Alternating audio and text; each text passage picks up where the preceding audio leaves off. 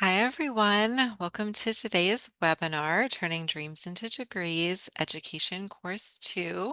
This is a Train the Trainer presentation. So we'll be going through Turning Dreams into Degrees, Education Course 2 for those who will be facilitating this course for caregivers. My name is Megan Maddock. I am a project manager at John Burton Advocates for Youth, and I'll be walking you through the training today. So let's get started. Before we dive into the content of the course, I'm going to spend a little bit of time orienting you to the course materials and relevant information for trainers. So first to note, Turning Dreams into Degrees is a two-part training. Education Course 2, which is this course, is for caregivers with youth in 11th and 12th grade.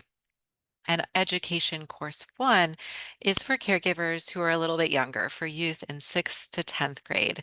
So if you're interested in that training, or you're also going to be providing that training to caregivers, there's a link for you there at the bottom of this slide. And another thing to note, and something that you all know very well, is that caregivers come in all shapes and sizes.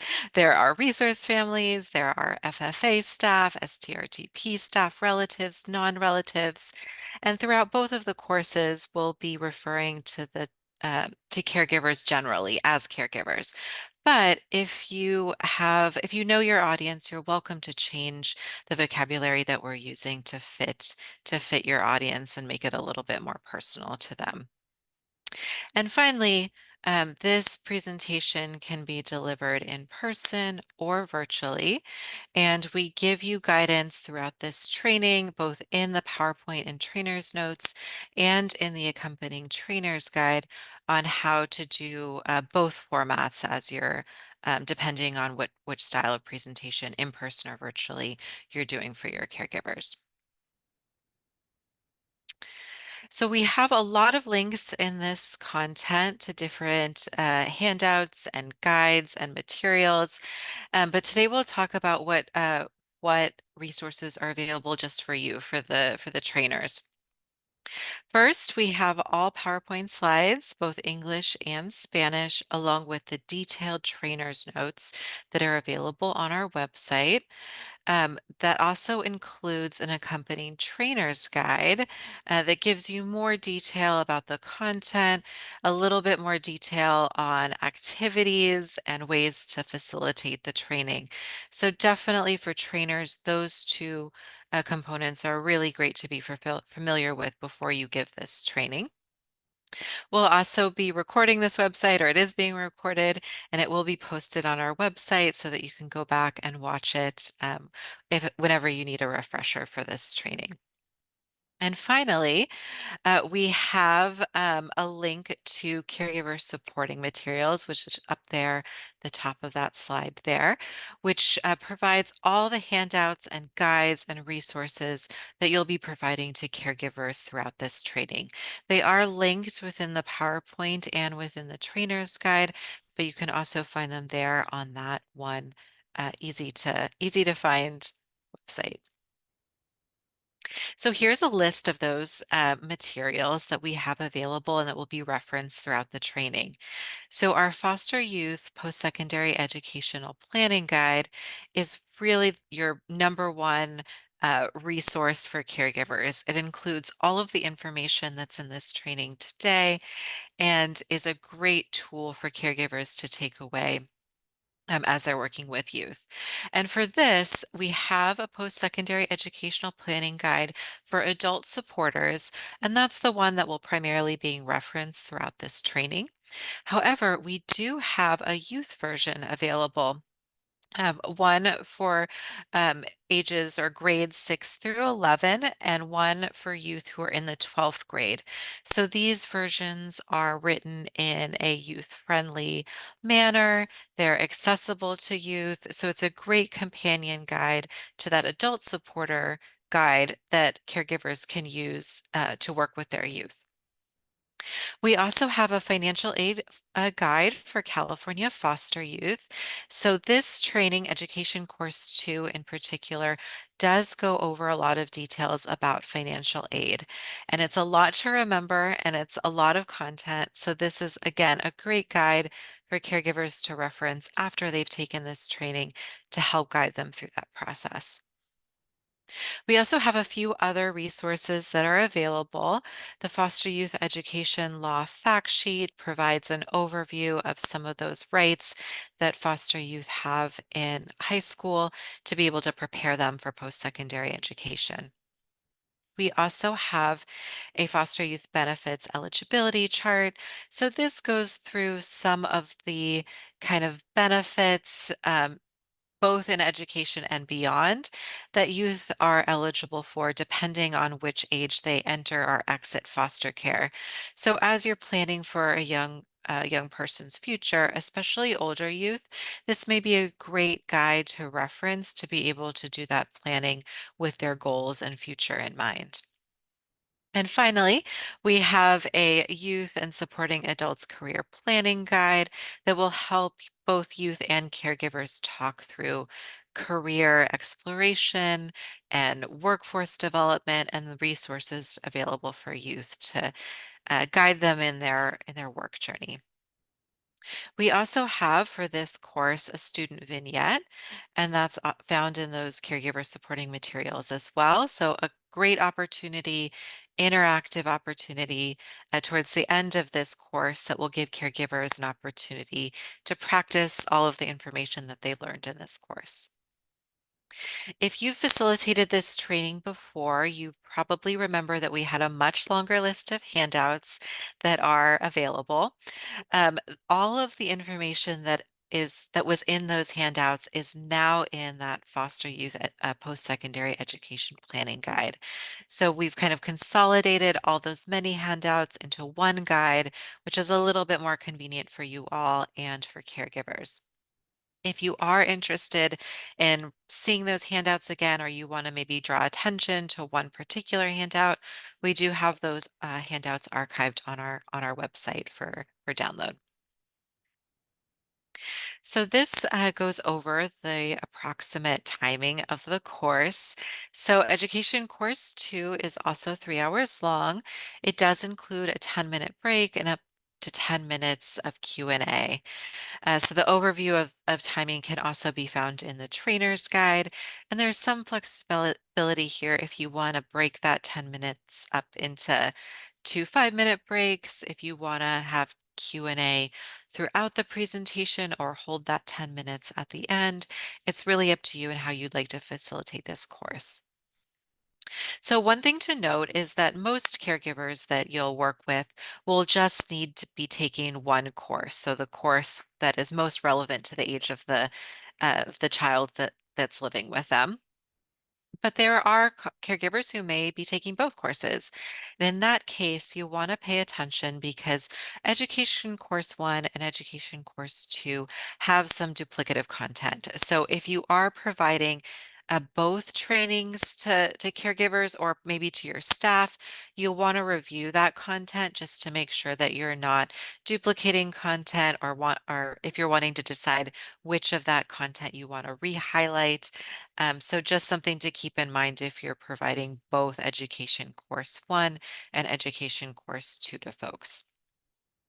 For Education Course 2, there are now youth videos embedded in this course, and their timing is included in that timing for content delivery. So you won't have to worry too much about that.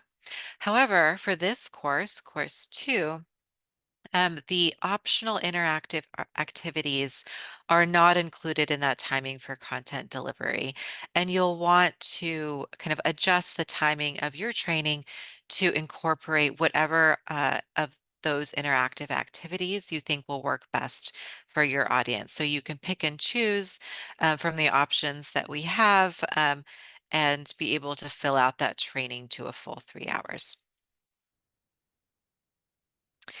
And then just a couple of notes where you'll want to update the slides to reflect your own local information. So we know that this training is presented across the state of California. And as we know, county services are different in many parts of the state. So for this course, slide 76, that is your foster youth services coordinating program. We have a link in that slide for you to be able to look up the content for the contact information for your county and update the slide.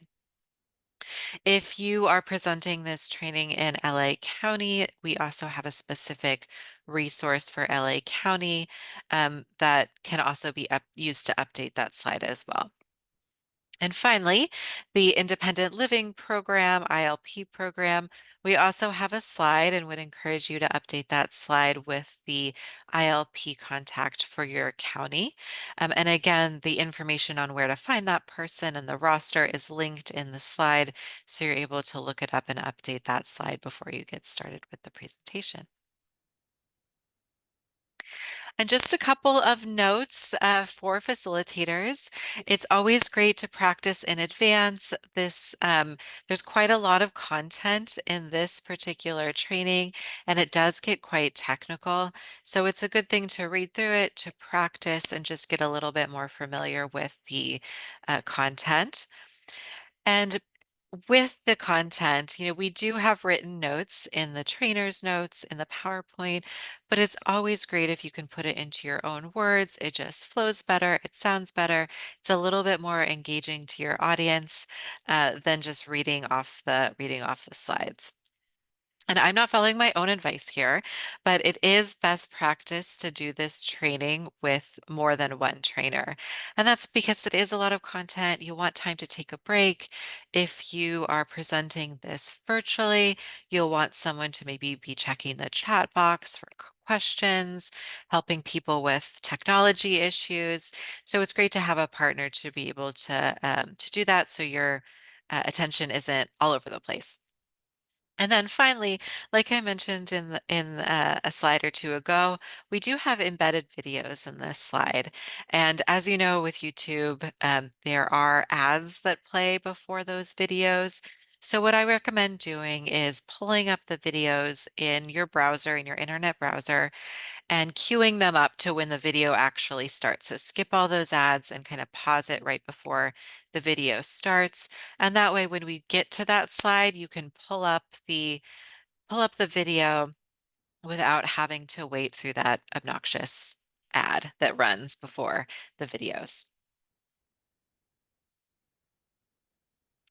And finally, just as a reminder, we do have a version of this training available on Foster Parent College.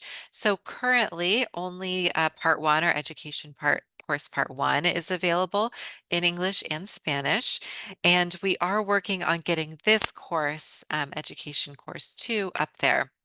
And just a note, in foster parent college, they don't have the same names. So in foster parent college, it is called Preparing Teens for Post-Secondary Education.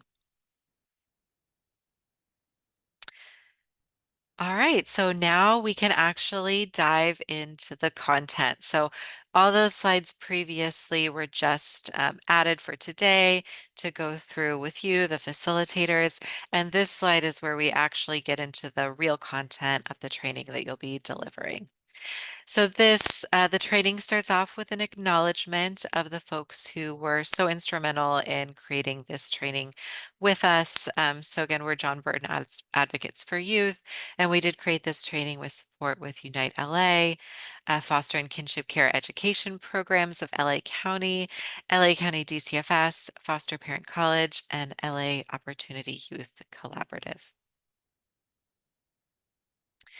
So in today's training and in the training that you'll providing to caregivers, again, we'll be focusing on grades kind of 11 and 12th. So we know that life after high school is a big transition and many of our youth don't prepare early enough.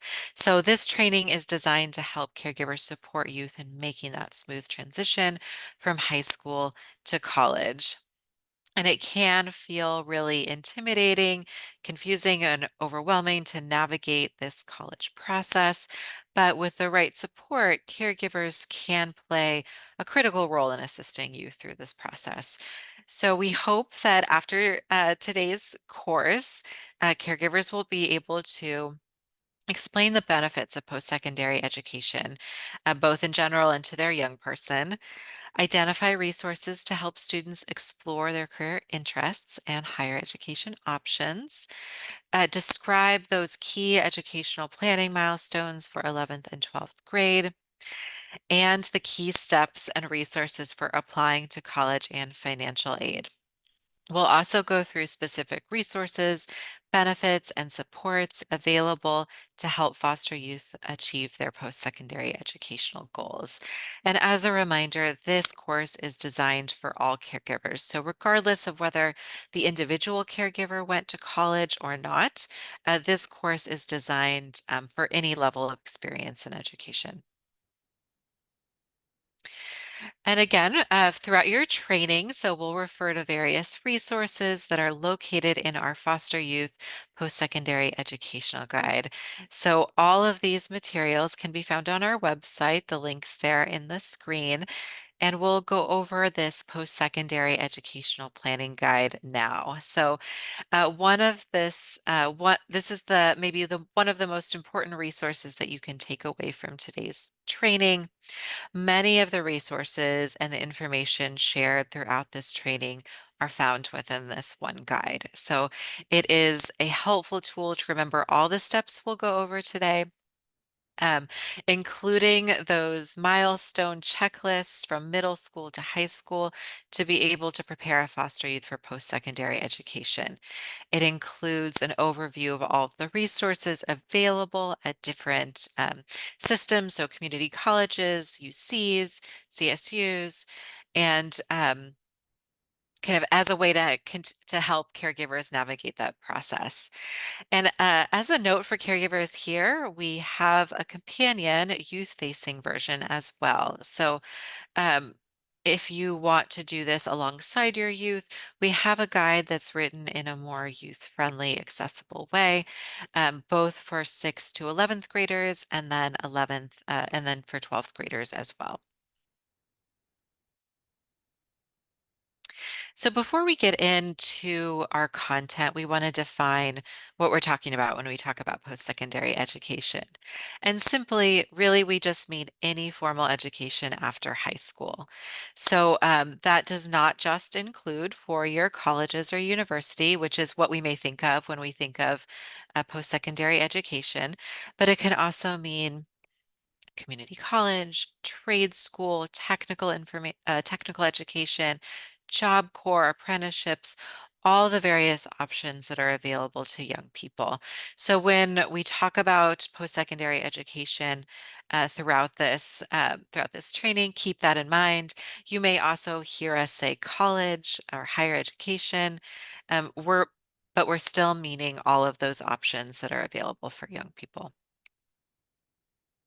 So to kick off this training, we'll start off by discussing why college is so important for young people. And simply put, we know that investing in college means a bigger financial payoff in the future. So as you can see from the graphic on your screen, someone with a high school diploma earns about $44,000 a year, and that's compared to someone with a four-year college degree who can earn up to $74,000 or an average of $74,000. So over the course of a youth's lifetime, that translates to over $1 million more in earnings, which is definitely significant for a young person. We also know that having a higher education can pay off in other ways. So we just talked about how college graduates can earn more on average, but they also have greater job stability and lower rates of unemployment. We also know that college is key to ensuring economic security. So nationally, over 70% of jobs do require some sort of post-secondary education. And on the flip side, there are fewer options for those without college degrees and more competition for jobs that pay less and have less security. So, investing in a college degree, post-secondary education is really key for that young person to have that financial security in the future. College's degrees are also associated with other positive life outcomes, such as improved health, increased volunteering, increased voting, lower rates of incarceration. There's also a greater likelihood that uh, someone's own child will attend college in the future. And so it's a reminder that the idea of college isn't just about kind of getting that job. It's about that young person having a meaningful career in their future and having, again, that stability and career satisfaction that will go way beyond kind of their current well-being. So while we know the benefits of post-secondary education, how do our youth feel about it? So this slide here is interactive for your audience. It does have built-in animation, so you can kind of present this as an interactive opportunity to your audience. If you're doing it in person, you can have folks call out. If you're doing it on Zoom, you can maybe have people shout out, put in the chat. You can have a poll, whatever works to make this a little bit more interactive. So, for the first question, what percentage of youth experienced foster care want to go to college? And the answer is a whopping 91%. So, most foster youth report that they want to go to college and understand that college is desirable, something that's positive for their future. And while this is incredible, um, wanting to go to college and actually getting to college are two different things. So when we look at youth who enroll in college, only about 50% of the youth of the foster youth in California who graduate from high school go on to enroll within 1 year of graduation. So, as you know, probably from working with caregivers and with youth in general, youth can face many obstacles to enrollment and to getting to that point. And we hope today's training will help address some of those barriers. And finally, um, what percentage of youth who experience foster care do you think go on to actually graduate and achieve a college degree by the age of 23? And this is where it gets a little more depressing. So, unfortunately, only about 10% of foster youth end up completing a 2 to 4 year college degree. So, it does seem low, but it has been increasing. So, that's good news. It is a huge difference, though, from that 91% who want to go to college. So, we know that once foster youth get to campus, they experience a range of barriers and challenges due to no fault of their own, including, lack of stability, housing insecurity, food insecurity, just a lack of knowledge about college and study skills in general. And again, we hope this training will help caregivers be equipped to better prepare their foster youth so that we can increase that percentage. All right, so this is a video, and we'll show one of these videos during this Train the Trainers. And the subsequent videos will just show you a note where there is a video. So you can see that I've shared my screen and I've queued it up past the ads. And so let's take a look at this video.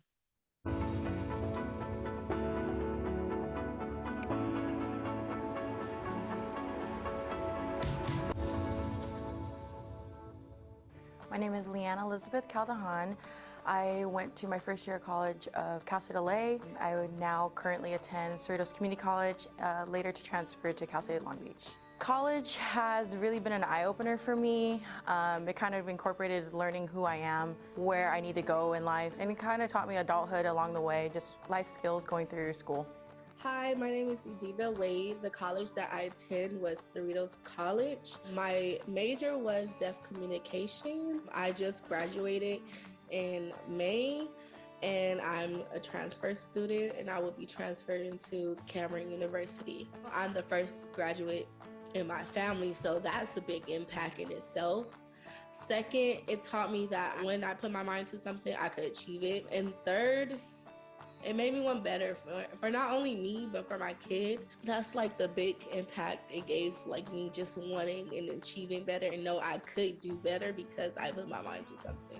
My name is Lucero Noyola. I started off at East Los Angeles Community College, transferred to USC, studied psychology and sociology, and then stayed there for my master's in social work.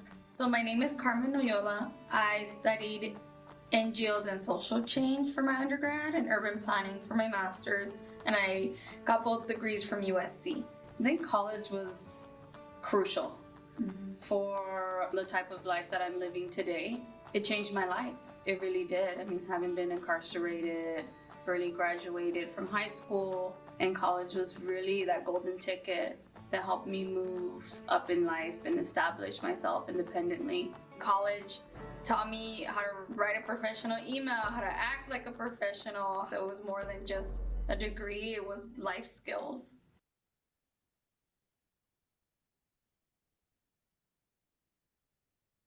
All right, let's bring our slideshow back up. So that is the style of the videos that you'll see throughout this training.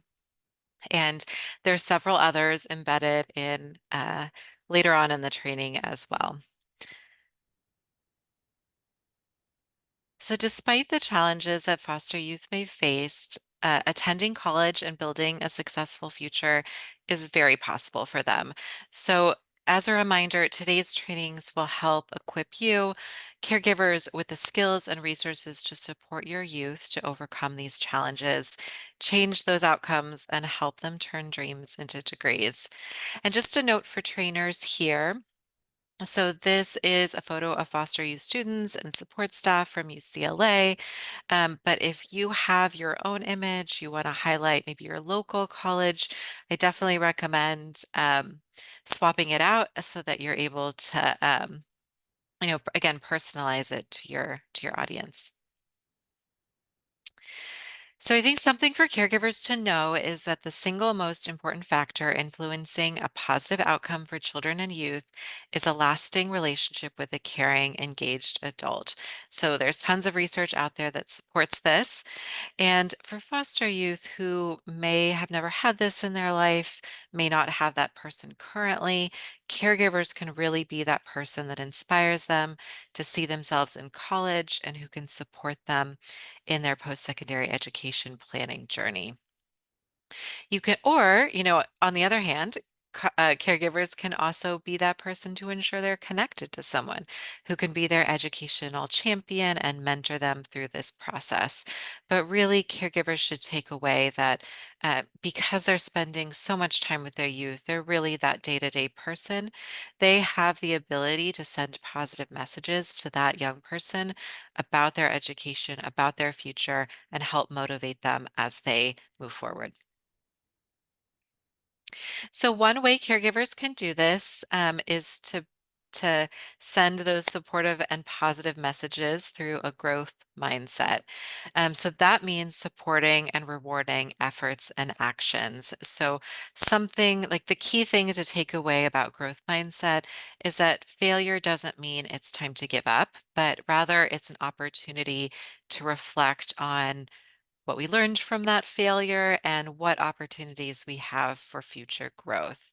So, on this slide, we talk a few ways caregivers can do that. So, one is we can help youth reframe perceptions of their academic abilities. So, in many cases, students are not doing well in school because their life has been interrupted by things outside their control. Um, but we also know that it takes time and practice to learn skills and concepts, which is kind of hard to do if it's being interrupted.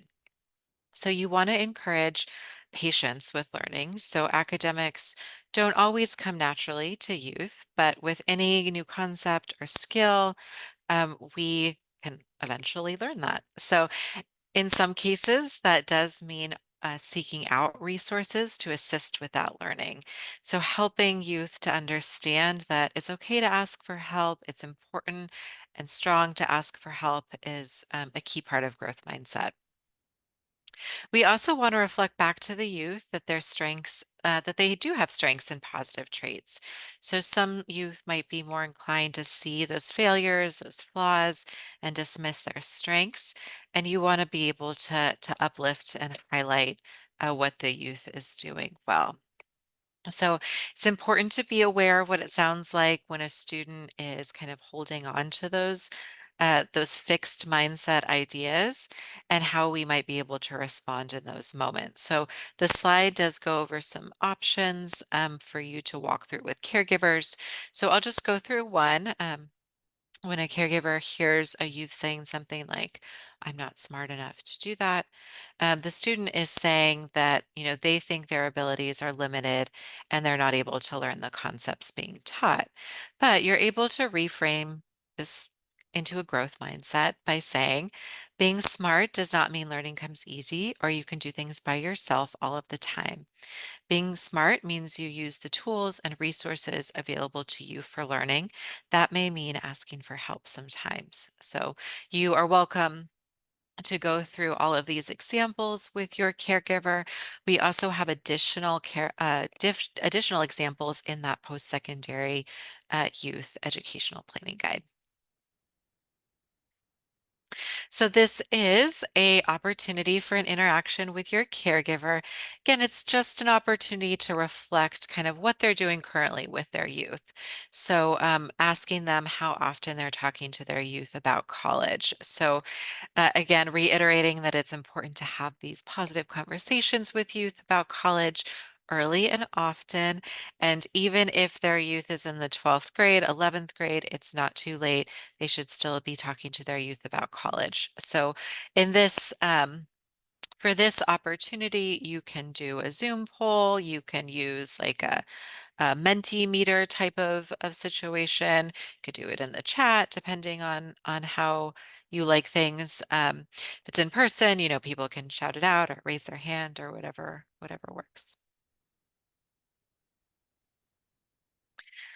This next section will go over kind of what that college path looks like. And we talked about at the beginning of the presentation that college can mean a lot of things. So typically we think of college as, a first-time freshman enrolling at a four-year university, but there are many paths available.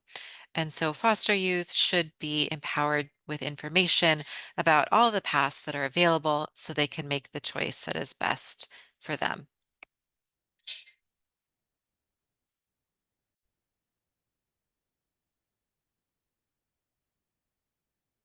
So here is an overview of the various post-secondary education pathways that are available. So we talked about that kind of more traditional media version of post-secondary pathway, which is going directly from high school into a four-year college or university.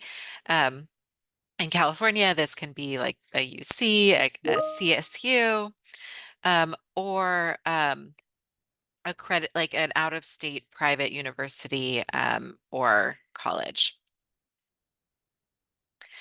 Another pathway may include community college, which is a great option for many of our youth. So community colleges offer a wide variety of post-secondary programs in career education. So they can include career and technical support like dental hygiene, culinary arts, business administration, things like that. They also have majors that allow a transfer to a four-year university. It's important to note that in California, our community colleges offer priority admission to CSUs, UCs, and 39 of historically Black colleges and universities. Career and technical programs, which I mentioned kind of tied with community college, are programs that help young people receive kind of career training for a particular area, such as, again, information technology, construction, solar installation. all of those different types of career and technical options. And there are different ways that you can achieve that career and technical program. So you see them up there on the slide. It could be community college, it could be Job Corps, it could be an apprenticeship program, and we'll go through those various options in a minute. So whatever a path a student decides to choose, it's important to remember that college is different than high school in many ways. And so even if your young person is not doing well in high school, doesn't mean that they wouldn't do well in college, where there's more freedom to choose, the schedule that they want, the course of study that they want. So it's important for young people to understand that, and more information is available in that Foster Youth Post-Secondary Education Planning Guide. All right, so we are going to go through a pretty detailed chart, and it is broken down into 3 slides with animation. So we're going to be talking about the differences between UCs, CSUs, which are four-year universities, private universities, and out-of-state universities, also 4-year, and California community colleges. So for public four-year universities and most private colleges, they have a selective admissions process.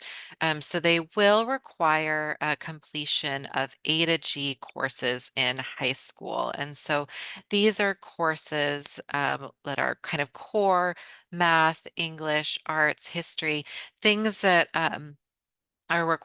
those A to G requirements are required for admission to these four-year universities. If your youth is interested in attending a four-year university, it's really important that they check in with their academic counselor to make sure that they're enrolled in these A through G courses, so that they're not surprised at the end of their at graduation. You'll notice here too that you know public four-year universities as well as private four-year universities may require things like a specific academic GPA to be admitted, a personal statement, and then although the SAT and ACT tests are no longer required for UC or CSU, some private and out-of-state universities still do require them. So again, important for you as caregivers to do your research with your young person to figure out exactly what the requirements are for the colleges that you're interested in. On the other hand, community colleges typically have no minimum GPA requirements, and a high school diploma is not necessarily required. Um, They also don't, require any qualified admissions or tests, which is why we call them kind of open access institutions. Um, it is important to note, though, that although there's no minimum GPA or diploma, a diploma and GPA and some other requirements are important for financial aid. So it's important, again, to just be aware of what options are needed for youth, and we'll get into financial aid later in the training. You're welcome to make this slide more engaging as well, so caregivers can, raise their hand, kind of put their guesses out, or say what they know about the differences between these systems. This next section is talking about room and board. So for public four-year universities, and in most case private universities, they will have kind of on-campus housing, as well as access to a meal plan for you to be able to purchase as part of your tuition package. It is important to note that for our UCs and CSU systems, current and former foster youth who are in care at age 13 or later have priority access to housing. So students are able to kind of get first dibs on campus housing, which is really important for our young people to be able to have that stability.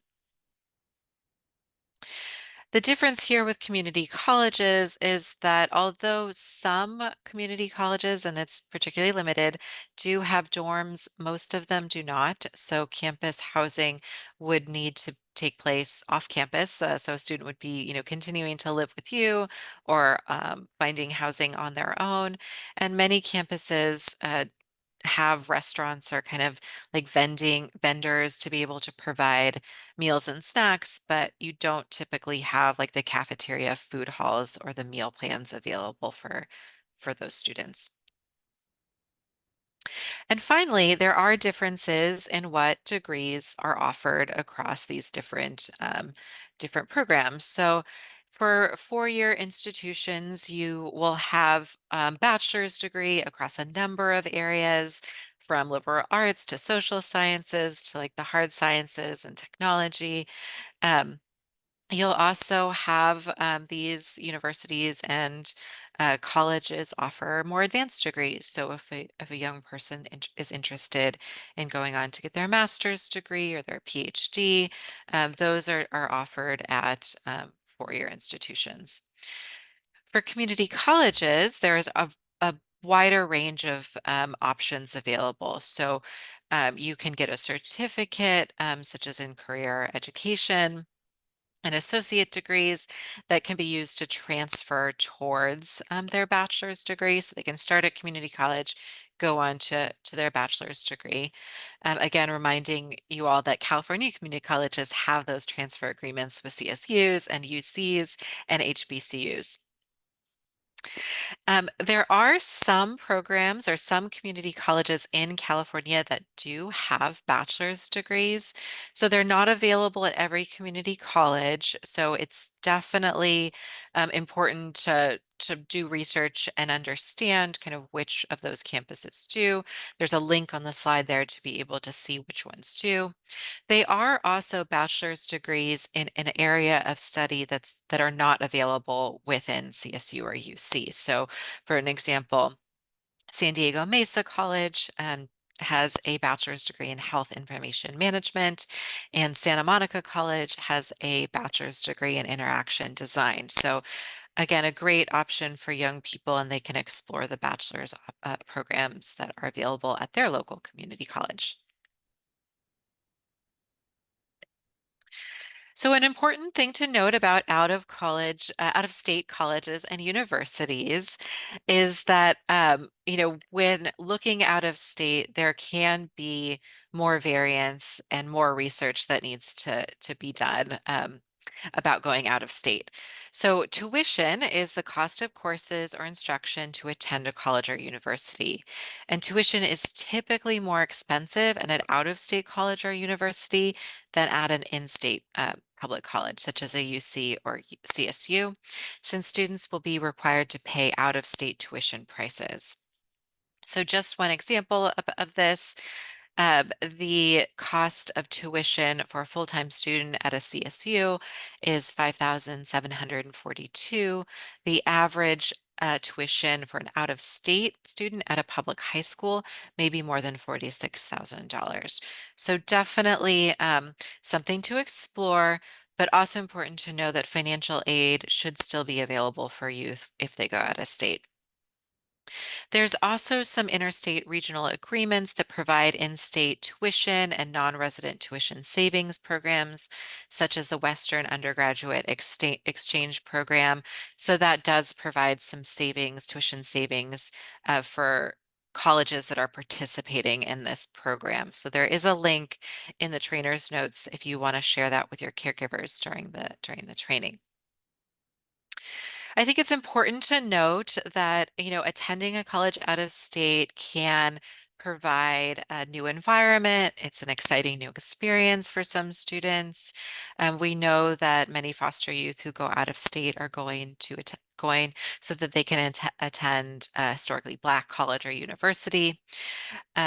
However, depending on your youth, it can be a culture shock and it can be a struggle if they don't have access to that safety net in place. So it's important to consider what is best for the individual youth in their care and that it's not a one size fits all. It's also, again, important to do your research because admission processes, deadlines, housing options, even supports for foster youth in particular will vary by school, will vary by state. So again, important to look up and really do your research about out-of-state colleges and universities. So students who are interested in career education have a number of options available to them. Again, important to take the time to explore which one meets the student's needs and supports their long-term career goals. So we'll be talking about these options in the next couple slides. So career and technical education, CTE, includes a range of fields. So it includes these jobs like web development, dental hygienist, cosmetology, and these are shorter term programs, sometimes only 12 to 18 months, that will result in a certificate. And it is important that many of these jobs offer amazing salaries in high demand fields that have opportunities for growth. So you can see, if a young person is interested in going into trade, into plumbing, they can have a starting salary of $60,000. And these programs, these CTE programs, provide that high quality targeted career focused training so students can start working kind of directly after receiving the certificate. Financial aid is available for CTE programs as well. And again, I want to highlight that these programs are available at most of our California community colleges. And many which foster youth can attend for free. So this is important if your youth is interested in career and technical information or career and technical education. Community colleges would be a great place to start exploring those options. In terms of other career and technical programs, there's also other available programs. So adult education programs provide a number of these career technical programs, and there is some financial aid that varies just depending on where you go. They are similar to those programs offered through community colleges in terms that they provide that kind of targeted career technical education, but these units through adult education programs will not transfer towards a four-year college degree. So something to keep in mind if your young person is kind of considering that in their future. So Job Corps is a free residential education and job training program administered by the U.S. Department of Labor. So they receive housing, a basic living allowance alongside their career education. Um, it doesn't require a minimum GPA or a high school diploma. However, because this is a federally administered program, caregivers should be aware that there are eligibility requirements around age, income, and citizenship for the people who are participating in Job Corps. And finally, there are young people who are interested in going in serving in the military. Um, the military does provide access to housing resources, basic living, and education benefits as part of the service. However, it's not to be taken lightly. This is a full-time job and a multi-year commitment. So again, something caregivers can explore with their young person about which of these options make sense to them. And finally, we have apprenticeship programs, which present another pathway for students to access these post-secondary career and technical education opportunities. So apprenticeship programs prepare students to enter skilled positions across various sectors. So it can include things like carpentry, construction, cosmetology, and most individuals who start with an apprenticeship program kind of retain that employment after their apprenticeship ends. So it's great for that security piece. And the average income for apprenticeships is is high, so about $50,000, and students will begin to earn that wage while they're in this apprenticeship program, so they can continue to build their work experience and their income as they go. For these programs, it really varies in terms of education and eligibility requirements.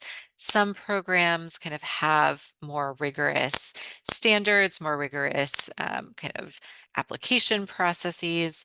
So you will definitely have to explore the ones that are local to you and kind of understand what they require before moving forward.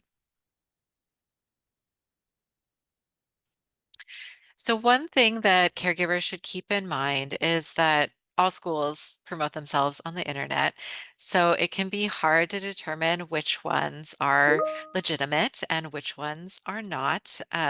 So it's important to make sure that any educational institute your youth is interested in is accredited, and that there's proof that the graduates receive certification in their trade, and the school offers support for job placement with a good success rate.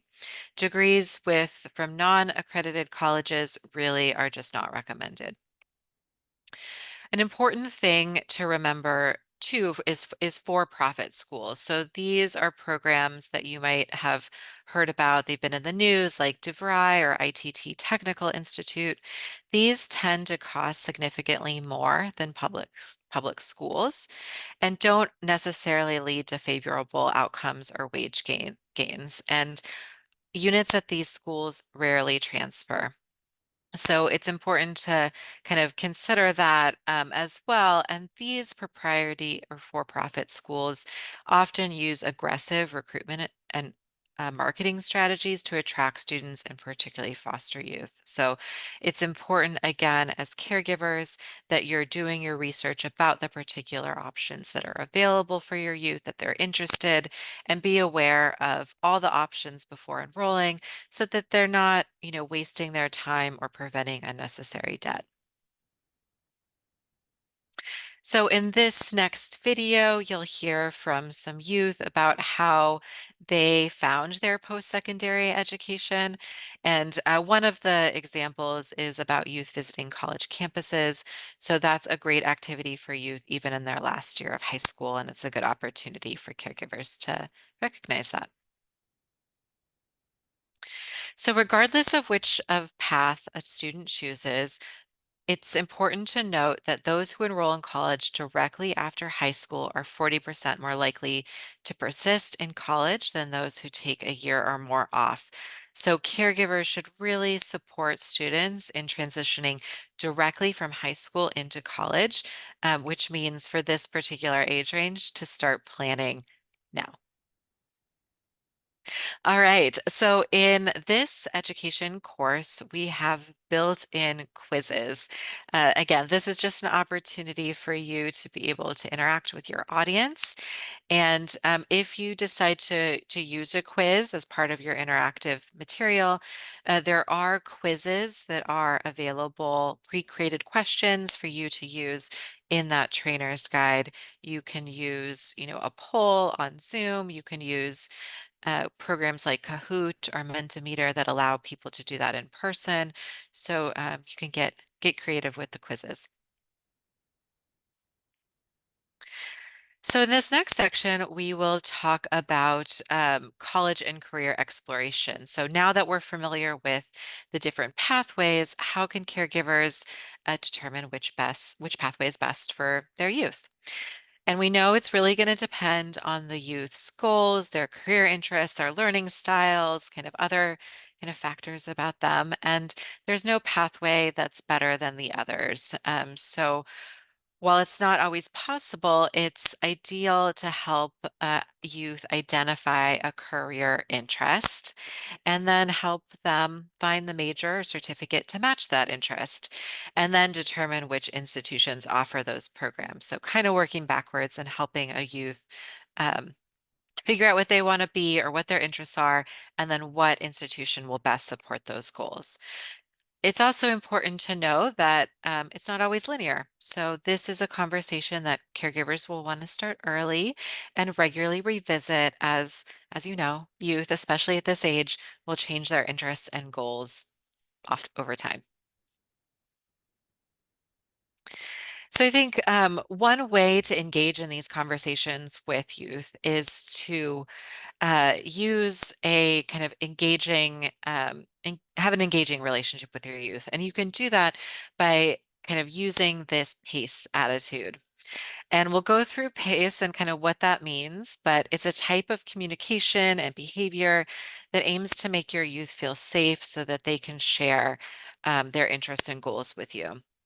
So, playfulness is a willingness to laugh and joke even when things are difficult. It's not about being funny when a child is sad, but it is about helping a child be more open to and experience what is positive. We also have acceptance, which builds a context of safety and connection. Accepting is not agreeing or supporting every youth's beliefs or every beliefs or behaviors, but it's just recognizing reality when it's present and actively communicating that you accept the wishes, feelings, and thoughts of that young person. Curiosity is a great one because it's about wondering about the meaning behind the behavior of your youth. So you can ask why and help that young person kind of work through their understanding of things. So asking, what do you think was going on? Or what did you think about that can help a youth kind of share more about what they're thinking and feeling. And then, of course, we has empathy, which is the experience of feeling understood. And so that again creates that connection, safety, and understanding. And the young person will feel that compassion for them and feel that they're not alone, especially as they undertake this big journey of next steps.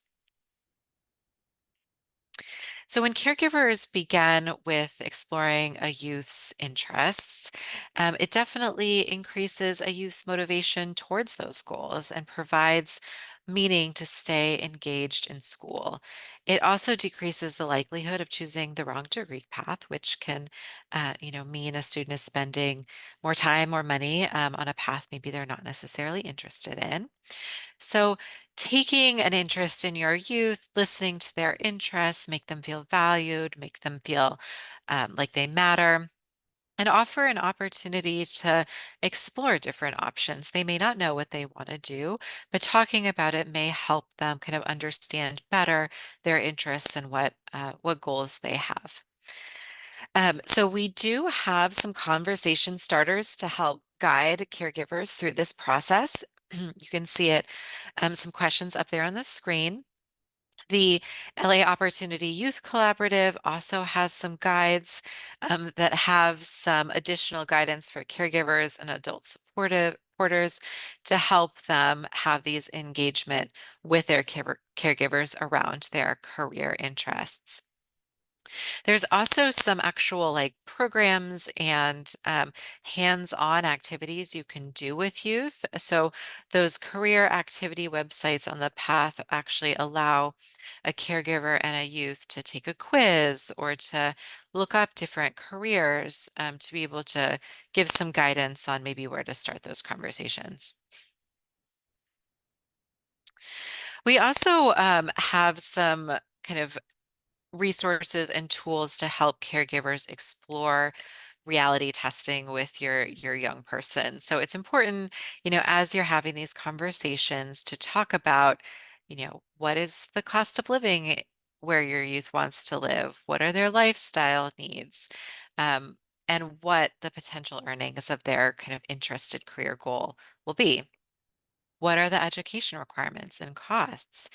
And is this a career path that will have industry growth? That there's opportunities for that young person to stay engaged in this path for some time and grow. So it's important to help a youth understand kind of all of these options. And we have several websites here to be able to help you do that. So the living wage calculator helps identify the cost of living in your particular city. The California Career Zone offers a budgeting tool to help kind of understand what a youth knows about kind of what the costs of basic needs are and what are those other kind of um, spending habits that they have and their lifestyle goals and what kind of what budget would be needed to meet those. And then Salary Surfer offers you a chance to show the real earnings of community college graduates and what and how that might fit or compare to the budget that they've created. As an interactive opportunity, you can have your participants spend some time kind of going through one or all of these um, websites and kind of sharing feedback they have about kind of their experience using them. It's also, as we're having these reality testing conversations, it's important to keep some tips and tricks in mind. So, as a caregiver, you can use storytelling or personal anecdotes about your own job or career experience. So, most of us did not start off, where we are today. We may have started off in entry level positions or customer service, and we definitely worked towards it through a career path to get where we are today. So you can share that experience with their youth to encourage them and motivate them. It's also important to remind youth that these entry-level jobs teach us skills that are translatable to help us be successful in our careers. So maybe, for example, you got fired from your first job because you didn't realize being late was that big of a deal. And many youth who have not had a job may be surprised to learn that. So these conversations can help normalize these experiences and help youth be prepared for college and the workforce.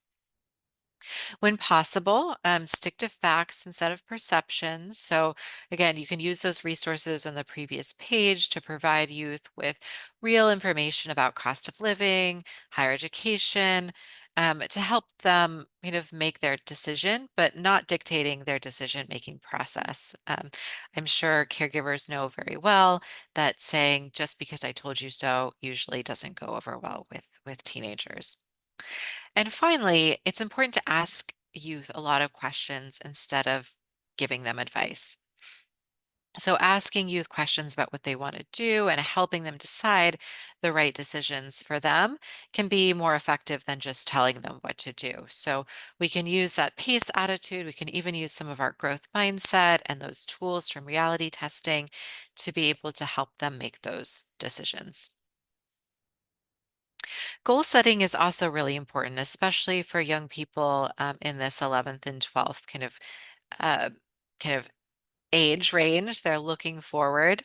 And it includes both short and long-term goals. So long-term goals doesn't need to be where they see themselves in 5 or even 10 years. It can be something that they hope to achieve in their school year or kind of in the next couple of school years. And short-term goal may be, what do we want to do today or the week ahead? And these goals can also be related to things beyond education, but that do impact their education goals, their mental health, their long-term career goals, such as, participating in therapy or practicing so that they can join the soccer team. It's natural and normal for young people, for all of us really, to expect bumps and challenges along the way with goal setting. So you want to explore what will motivate youth and help them keep going even when there may be times that are tough. And one of the ways you can do this is to say, what are things I can do to help you stay motivated if there are bumps along the way? And lastly, we want to help youth identify supports at each stage in the goal setting process. Remember, when youth have experienced trauma and they're in a survival mode, they may have a hard time remembering who to ask for help or maybe reluctant to ask for help. They may be just focused on their safety and their responses can be automatic or defensive. They may have difficulty talking or thinking about their future, which definitely requires caregivers to be able to support them through that process. Finally, I think use the team here. So social workers and probation officers are required to complete a transition to independent living plan. You probably hear TILP every 6 months to help a youth ages 16 or older to identify goals and make a plan to reach their goals. You can use that process to be able to set those short and long-term goals with your young person. This next section will go over some education planning milestones. And again, there are different pathways to post-secondary education and different options for pathways for youth. So these milestones may depend on the path that your young person chooses, but they definitely can help you be a starting place for your young person. It's also important to remember, and caregivers may already have this in mind, that as you're looking at these milestones, every child in care is different, and their developmental or emotional age might not necessarily match their chronological age or grade level. And so if that's the case for the young person that you're working with, caregivers will need to adjust to meet the youth where they are. So some youth may need more support to meet their goals or not utilize all the milestones from one grade and take some from a different grade to be able to achieve their goals. And just a reminder, we're going to be going through these checklists and milestones, but there is more detailed information that can be found in the Foster Youth Post-Secondary Education Planning Guide, including these checklists and milestones. All right, so we're going to start with grade 11. And in terms of academics, students should continue to meet with their academic counselor just to make sure that they're on track to graduate and to make sure that they are in the right courses depending on their college and career interests. So remember that we talked about those A through G courses that are required for UCs, CSUs, and and private out of state universities. So if that's the goal for your youth, you want to make sure that they're enrolled in the right courses. Additionally, we want to make sure that they're maintaining regular attendance, and if there's any need with academic support, that they're getting that tutoring support as well. And then we also want to kind of continue to build college knowledge and readiness and prepare them for the post-secondary education, which is going to come up more quickly than they probably think. So some youth could consider dual enrollment classes, which are courses that count for both high school and college credit. So these are often offered at local community colleges or even directly on a high school campus. So this is a great way for students to get early exposure to college environment, and they've actually been shown to help increase high school graduation and college enrollment. So that extends to all students even if they are low income or if they have a lower GPA than their peers. We talked, or we would see a video in this training about youth talking about college tours. So college tours is definitely something that can still happen, especially kind of that summer after 11th grade. You can visit college campuses to help them kind of explore what options might be best for them, including kind of meeting with those foster youth support programs on campuses, which we'll talk about in a little bit. For students who are thinking about private universities or an out-of-state universities, this is when they're going to want to start thinking about taking the SAT or the ACT. And as a note, Youth in Care can be eligible for a fee waiver for those exams, and they can do that through their college or their high school counselor. There are also many prep materials and courses that might be available to youth, some of which are free. So again, your high school counselor would be a great resource to start getting connected to that if that's something your youth is interested in. And finally, many high schools offer academic enrichment opportunities, and students should be encouraged to participate. So there may even be enrichment programs that are specific to foster youth. So this is an option for you to explore along with your high school counselor. And we also do have some of these academic enrichment programs listed in our post-secondary education planning guide um, as well. And finally, thinking back about, working backwards from careers to figure out where a youth may want to go for college, for post-secondary education, we'll want to start thinking about those career exploration and readiness. So we can do one of those assessments that we talked about. We can get involved in electives or volunteer experiences to help a young person understand what their career interests might be, or even build some of those skills. They can also get a summer job or paid internship. Many young people are starting to think about work or wanting to work, and this would be a great time to start that process. And with that, it's important that they have all of the necessary documents for them to be able to do that, such as an ID, social security card, or green card if that's something that they need. So if they don't have that, of course, you can connect with their social worker to be able to get those documents in time.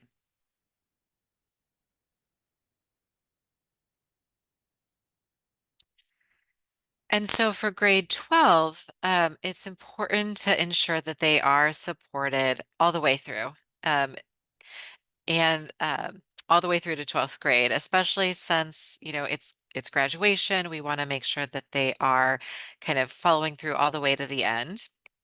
And we know that children in foster care change schools frequently. It's an average of 8 times while in care, which means they could be losing up to 6 months of their education time um, with each move, which impacts their education outcomes and their high school graduation requirements. So, for foster youth who are transferring schools after completing their second year of high school, who are unable to reasonably complete their new district's graduation requirements, they may graduate under the state's minimum graduation requirements. And this is you may have heard it as AB 167 or AB 216, and this is a special accommodation for foster youth, recognizing that when foster youth do move, there's a lot of disruption to their education, and they may, through no fault of their own, be behind in graduation.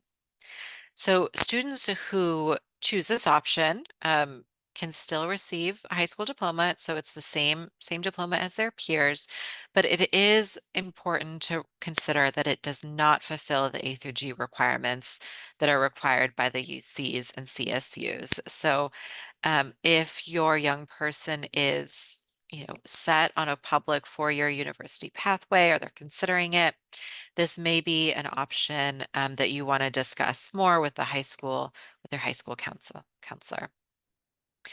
And this decision to accept AB 167 or 216 can be made by the education, or should be made by the education rights holder for that young person. We do have a guide called the Foster Youth Education Rights document. And so that's a separate handout, and that goes through more of AB 167 and other educational rights that are available to foster youth in high school. And so if your student is behind on units, they do have additional options to complete or retake courses for graduation and to obtain that eligibility for post-secondary education. So they can enroll in summer school or adult education courses to make up units or retake if they received a D or an F grade. If they are falling significantly behind on units, they may be eligible to complete courses through a continuation program, either located their current school site or within the district. Continuation schools do allow students to work at their own pace, and they may be able to catch up on those units faster than by taking classes. And then if they want to remain in the more traditional high school class setting, they do have the option to remain in a fifth year of high school. So even if they are already 19, and so they can take advantage of this fifth year to complete units, retake courses, and have the support of the high school campus resources as well. And then finally, if students who are 18 or older can also decide to take a high school equivalency exam, such as the HiSET or the GED, and they can prepare for this high school equivalency exam through, um, a program. Some are offered at the local adult education school districts, or some community colleges offer these courses as well. Um, and students who decide to complete this high school equivalency test can qualify for a test fee waiver. So definitely check with your district foster youth liaison, or your high school counselor, or your campus foster youth liaison to be able to help kind of get you that waiver. Again, important to note that some institutions will not accept a high school equivalency for admission. So, for example, CSUs require students to complete 75% of the required A through G pass coursework with passing grades. And so they would not accept the high school equivalency test for that. However, community colleges will accept GEDs or HiSETs in place of a diploma. And so this is a great video where you'll hear from several former foster youth about how they navigated some of their kind of credit challenges in school, and how they were able to overcome it with the right supports. All right, so diving deeper into grade 12, which builds upon those milestones that we set in the 11th grade. And we know that the 12th grade is a critical grade where students need to decide which pathway they're going to do after they graduate, and what steps they need to take to reach that goal. So, uh, one is they'll want to take or retake the SAT or ACT, and a reminder that they can get the fee waiver. And again, although CSUs and UCs no longer require the SAT or ACT for admission, is students who are wanting to go to a private four-year university, they may still want to take that exam as a reminder, because some out-of-state institutions and private in-state universities will still require an SAT or ACT score for admissions. You'll also want to start thinking about where you want to actually apply to. So the summer before 12th grade and fall semester is when students should start narrowing down that list of colleges, those majors. And this is most important for students who are pursuing a four-year degree, as they'll need to um, need to have those application deadlines in mind. Students who are considering community college have until the spring semester, so we'll talk about that in a minute, but it's a little bit more time to decide there.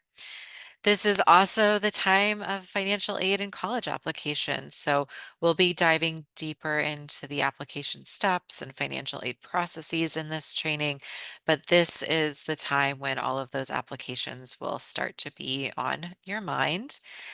And then lastly, we'll also want to start exploring, as youth are narrowing down where they want to go to college, which which campuses offer support programs for youth, in particular foster youth support programs that may help a young person succeed, kind of not only when they get to campus, but in the months before they're actually on campus.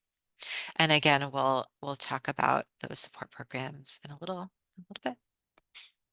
All right, so this is about halfway through the training, and this is an opportunity for you to take a break. And just as a reminder, the training does allocate a 10-minute break. You can do a 5-minute break, or take a 10-minute break in the middle, whatever works best for your audience.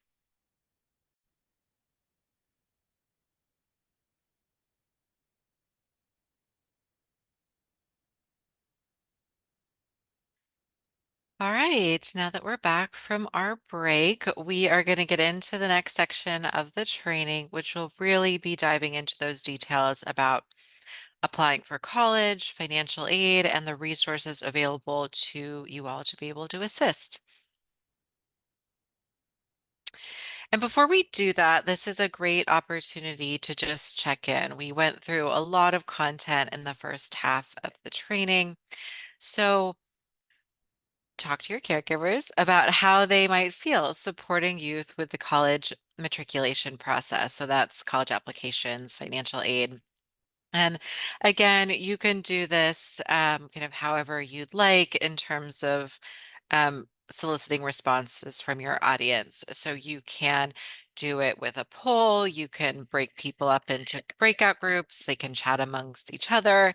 If it's in person, you can have people just raise their hand and share how they feel.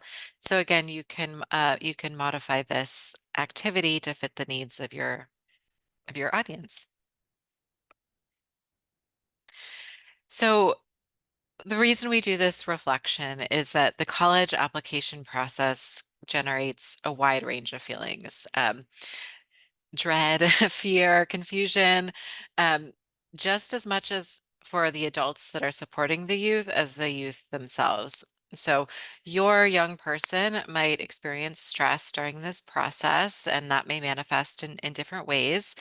And we want to be able to continue to support them no matter how they're manifesting their stress and get them to that post-secondary finish line.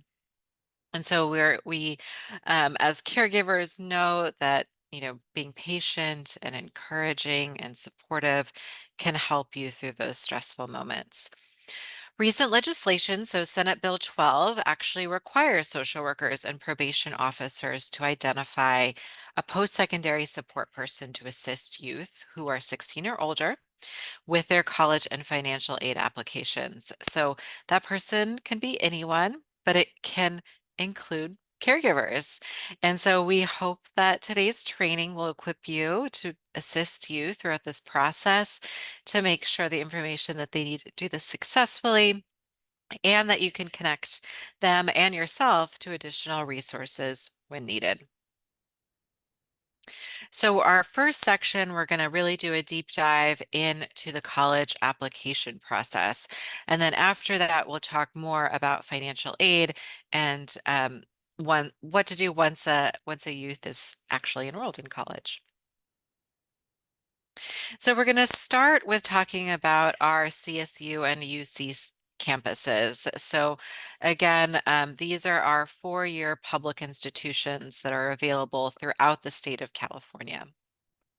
And we learned in earlier slides that both of these systems have a selective admissions process.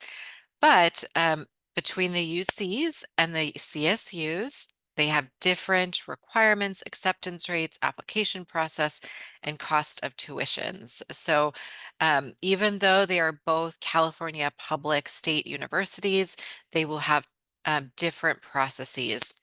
And you can compare kind of the information about their requirements and application process on the links and those slides. Just as a reminder that for your students and your youth who are thinking about a four-year college or university, you want to start thinking about getting ready for these applications in the summer before their senior year.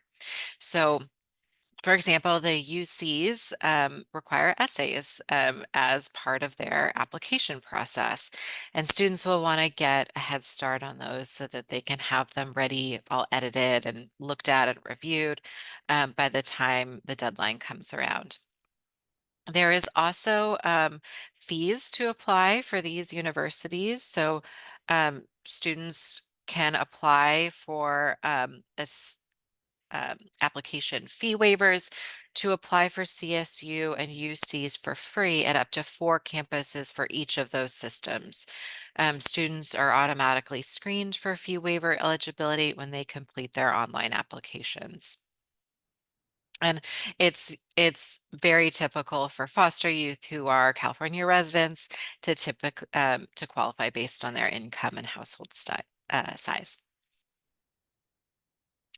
So it's important to pay attention to deadlines for four-year colleges. So you can see the deadlines up there, November 30th for UCs and CSUs. But if a youth is thinking about a different four-year university, so a private university or out of state, they will have totally different deadlines, or they may have totally different deadlines. So you want to just make sure that you know, have a calendar with the different deadlines, and that you know any differences. Just a note on this for the CSUs.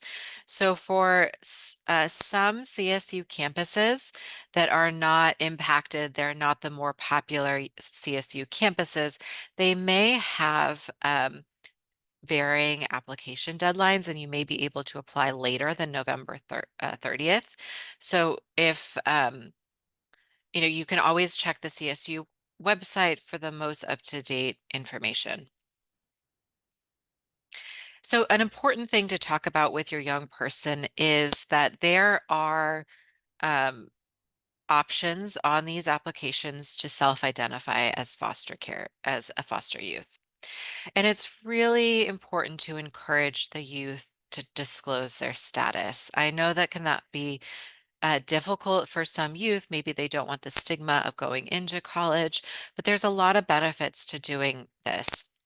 First, colleges can outreach to foster youth about special benefits and resources that are available to them on campus, so they can get connected to those services and supports earlier. It also does not impact their admissions outcomes. So it's something, if that's something that's worrying them, that they may not be admitted because they were a foster youth, it doesn't have any bearing on their admissions outcomes, nor is this information shared with their professors or peers.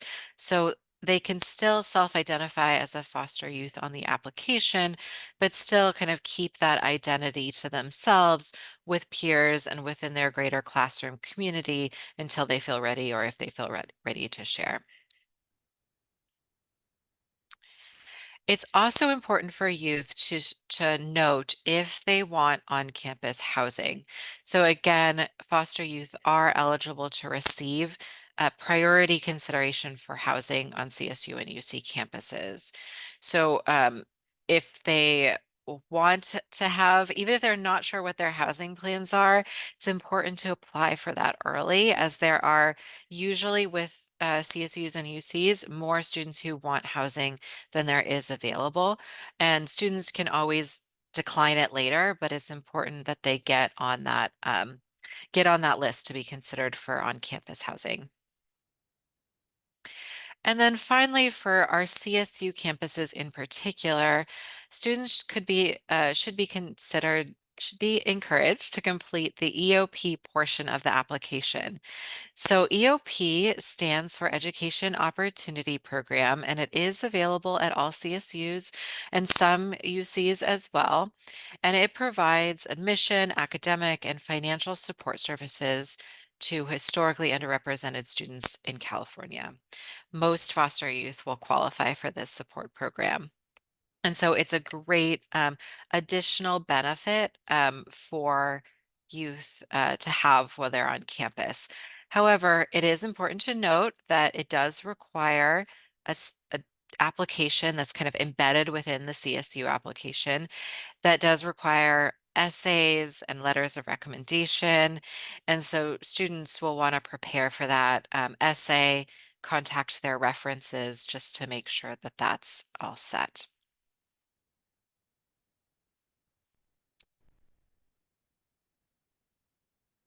So once a student has been admitted into a CSU or a UC, they will need to decide what college to attend. So they should consider the cost of attending the college, along with the amount of financial aid that they've been offered to cover those costs. And again, we'll talk more about financial aid in the next section. And so once a student decides which college they'll attend, they need to submit a statement of intent to register that tells the campus, I plan to go to your school. And again, we want to take advantage if of those benefits available to foster youth, so that priority housing, and again, they do need to self-identify as a foster youth to access this benefit. And there will probably be different processes for each campus. So you'll want to connect with the campus-based foster youth support program just to get guidance on that. And we'll be talking about that in a little bit. And again, uh, foster youth are eligible for priority registration, which can be a huge help. Sometimes the classes that a student may need for their major or kind of general education requirements can be popular. They fill up soon. And so priority registration helps those youth get into those classes when space is still available.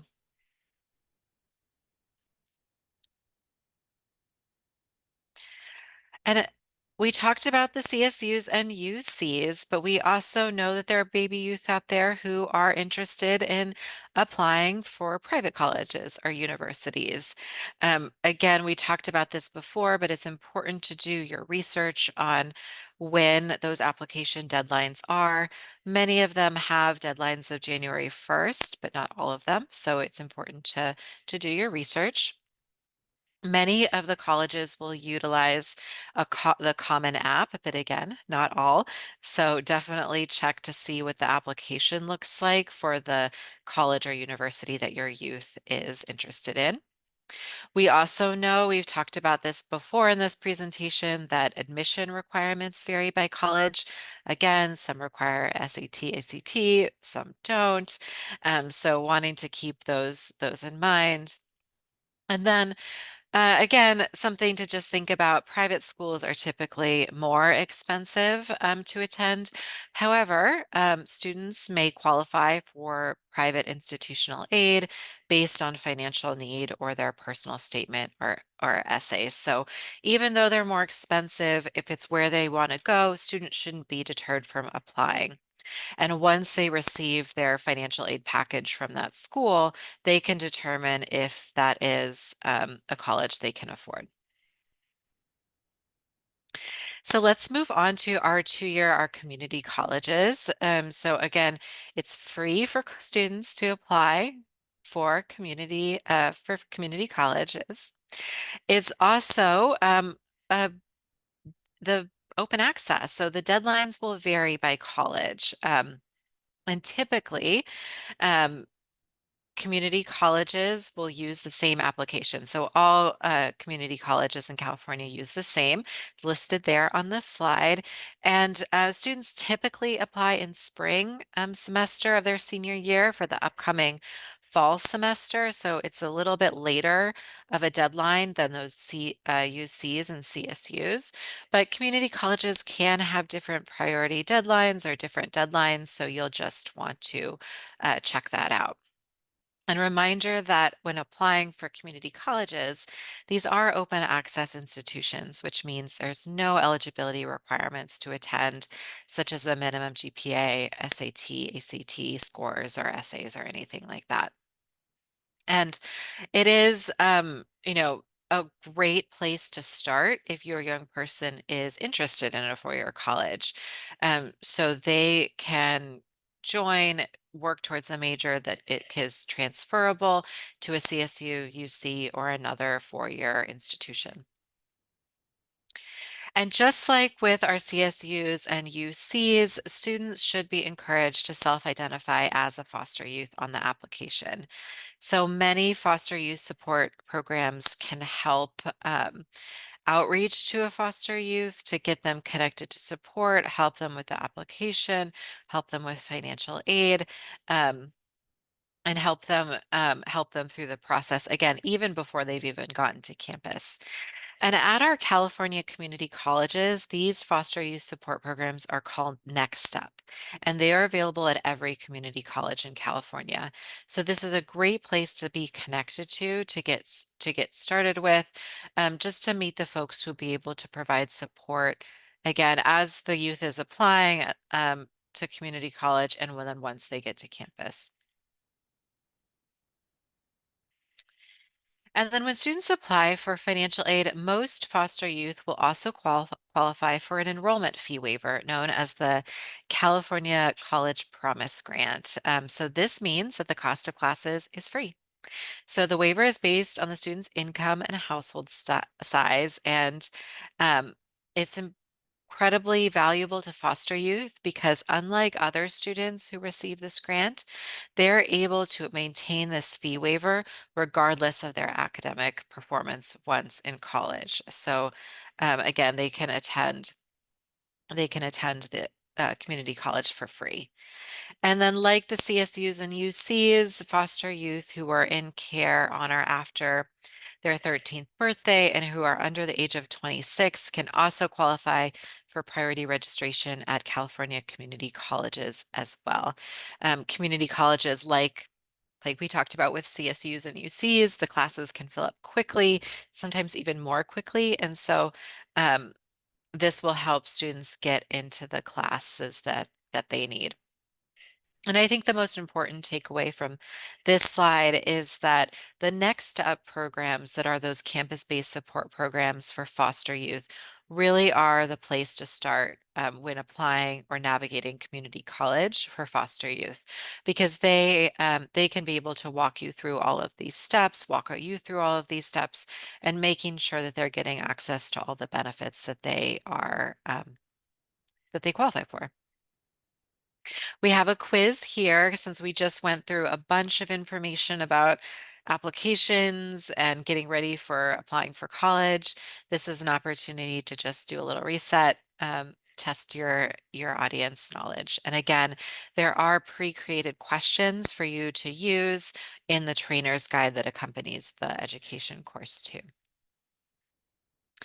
All right, and so now we are going to dive into financial aid. And I know financial aid seems very intimidating, but the good news is there are a lot of financial resources available for foster youth, and there are a lot of there are a lot of resources to help you understand how to access that aid. So we'll be going over kind of why financial aid is important, how to receive it, and then how to maintain it once a youth has that financial aid money. So financial aid is incredibly important for college-going young people. Um, Financial aid makes a significant difference in a student's success in college, which is why it's so critical that students who get support to fill out these applications, because we found that, or research has found that high school seniors who complete the FAFSA are 63% more likely to enroll in higher education.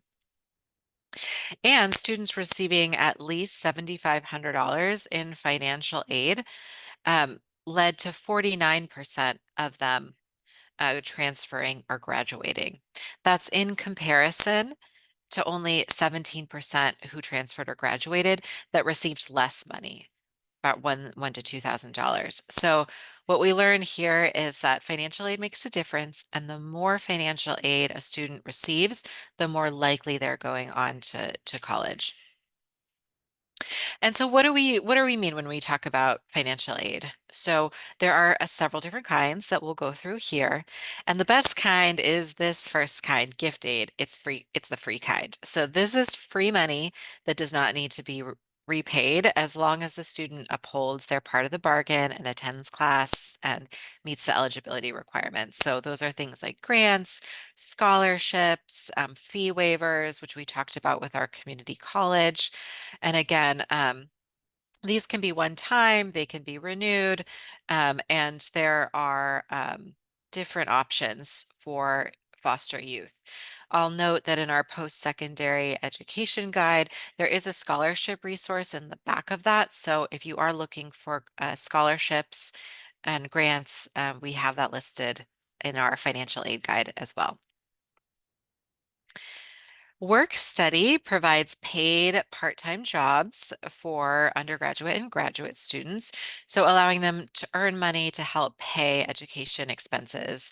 And often work study jobs are available on campus and can relate to your young person's major or career interests. So they can work, earn money, and get those skills needed for their career.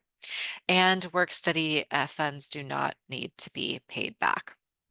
And then finally, probably what you've heard the most about, those student loans. So unlike grant aid or work study, student loans do need to be paid back and often with interest. So youth should keep that in mind. However, student loans are not always bad. They can be a positive investment like other types of debt. But they should be a last resort once other types of aid are available and sought. So there's many different types of loans with different payment plans. So caregivers should work with students to figure out what makes most sense for them. And in terms of where to find this aid, I mentioned the resources that we have with our financial aid guide. There's the list of grant and scholarships. There are many community groups, organizations, private companies that offer scholarships. The state and federal government also offer many grants and scholarships as well. So there are a lot of resources for students to be able to tap into to get money for college.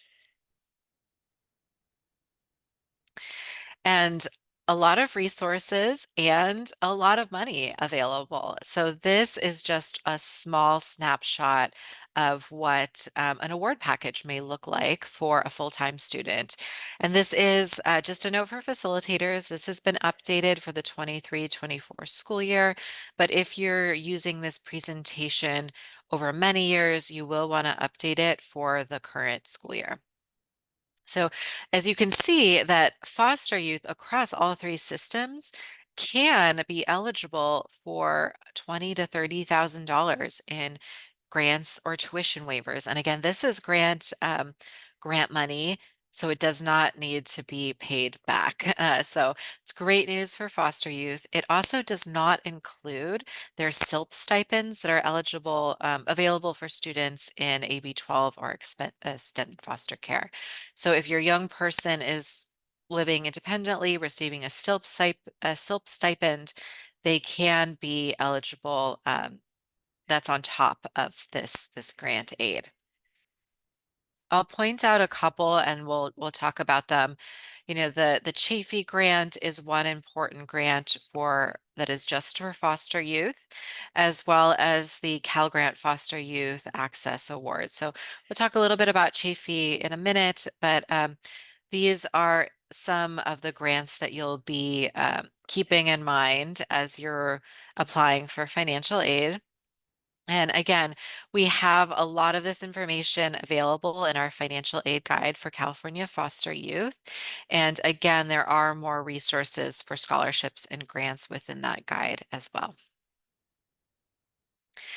And I think to drive home the point of how important financial aid is and how it can make a difference to our youth, we'll watch a video about how financial aid impacted young people's journey through college. And you'll hear from one of the youth in this video, Patrick, talking about web grants as an important tool. And we will go over web grants in this training. So you'll hear about that in the next slides.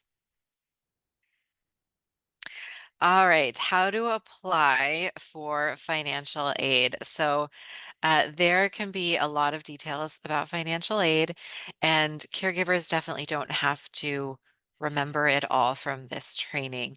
There is resource and support for you to be able to take away. One I've mentioned already a few times, that is our financial aid guide for California foster and unaccompanied homeless youth. So that contains a lot of information about financial aid, how to apply, deadlines, all of those things. So that's, a great place to start.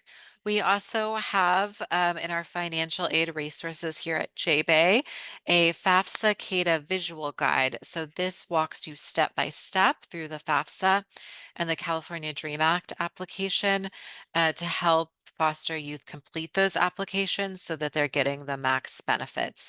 This is particularly important for this year and next year's because the FAFSA recently went through, I'm sure you heard, major changes. And so you'll want to check back on these visual steps so that you're filling out the FAFSA correctly and that you're understanding the changes that are available.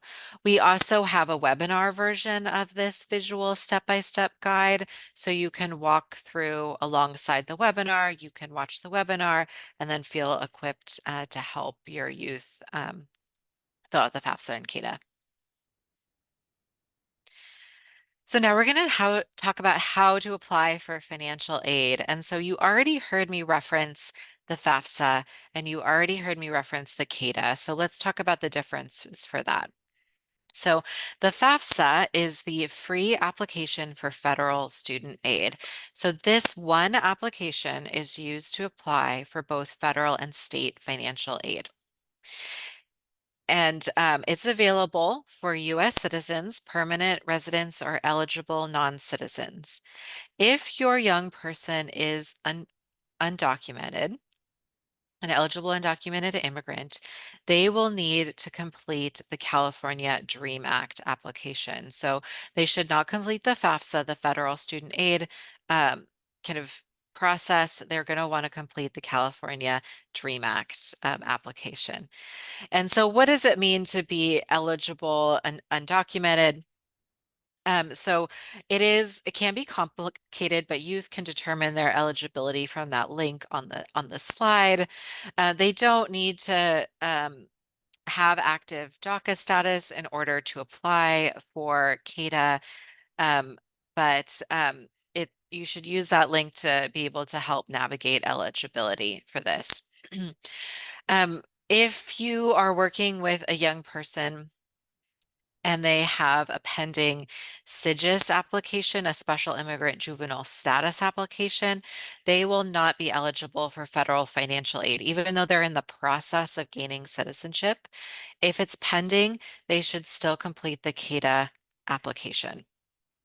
And for a note for trainers, there is more information about the special immigrant juvenile status and included in the trainer's guide if you have caregivers with youth who are going through that process.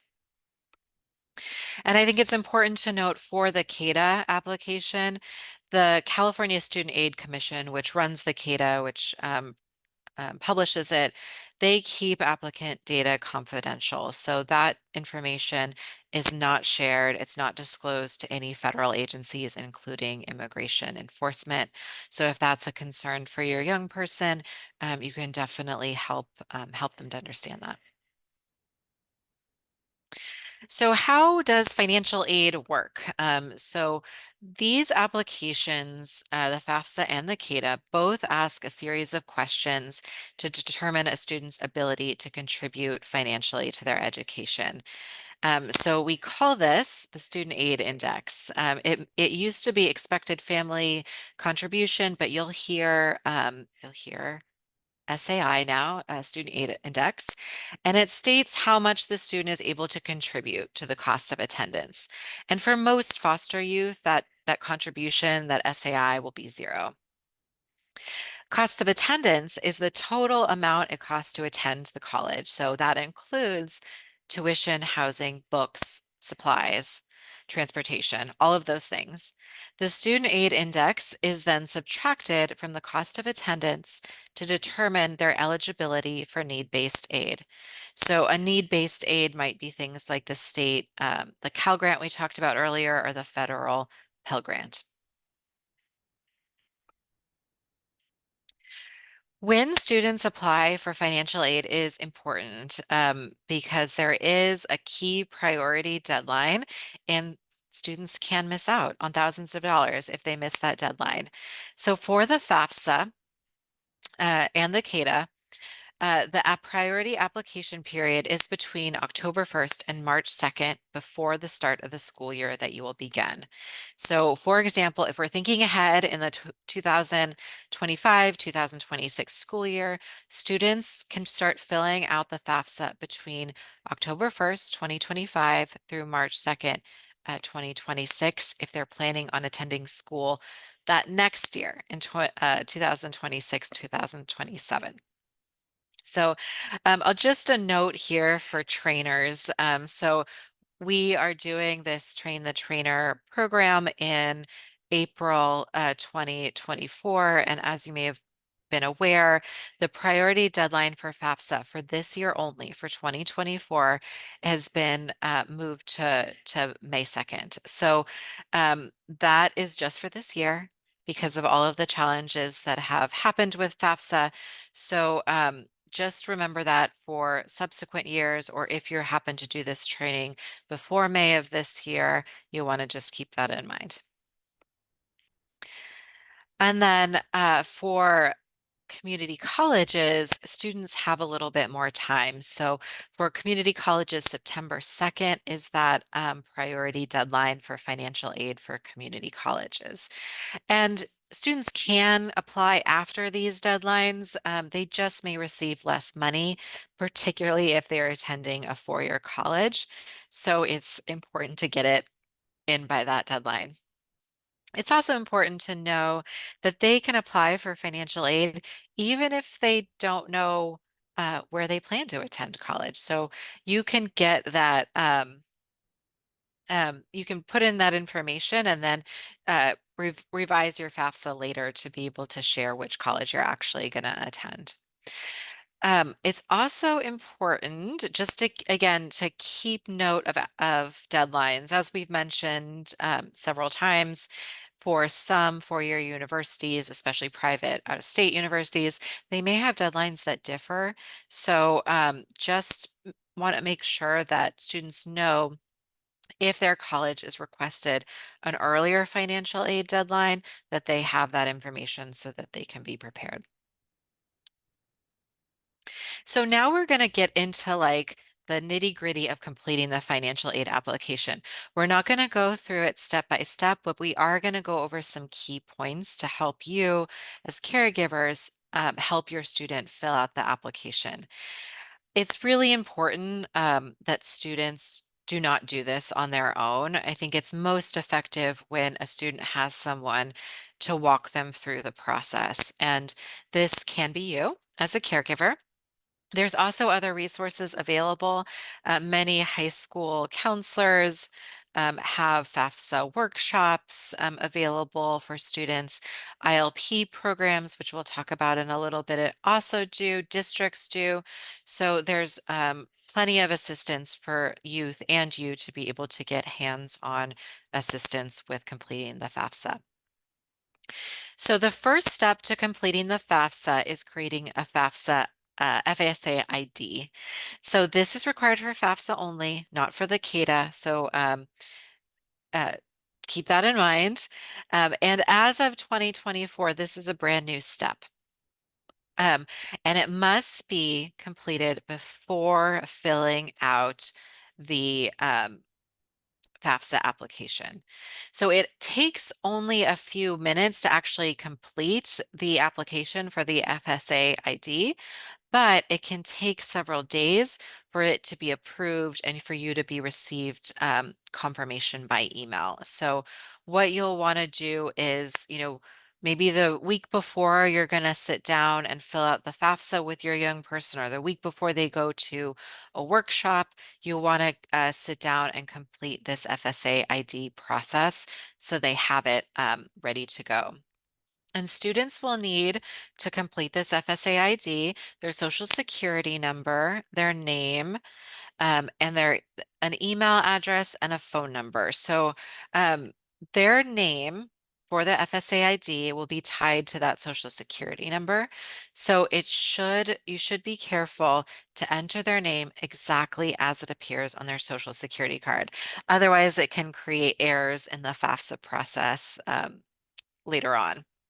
So if they don't have their card to be able to see and match their name, they can contact their social worker or ILP worker, of course, to get assistance.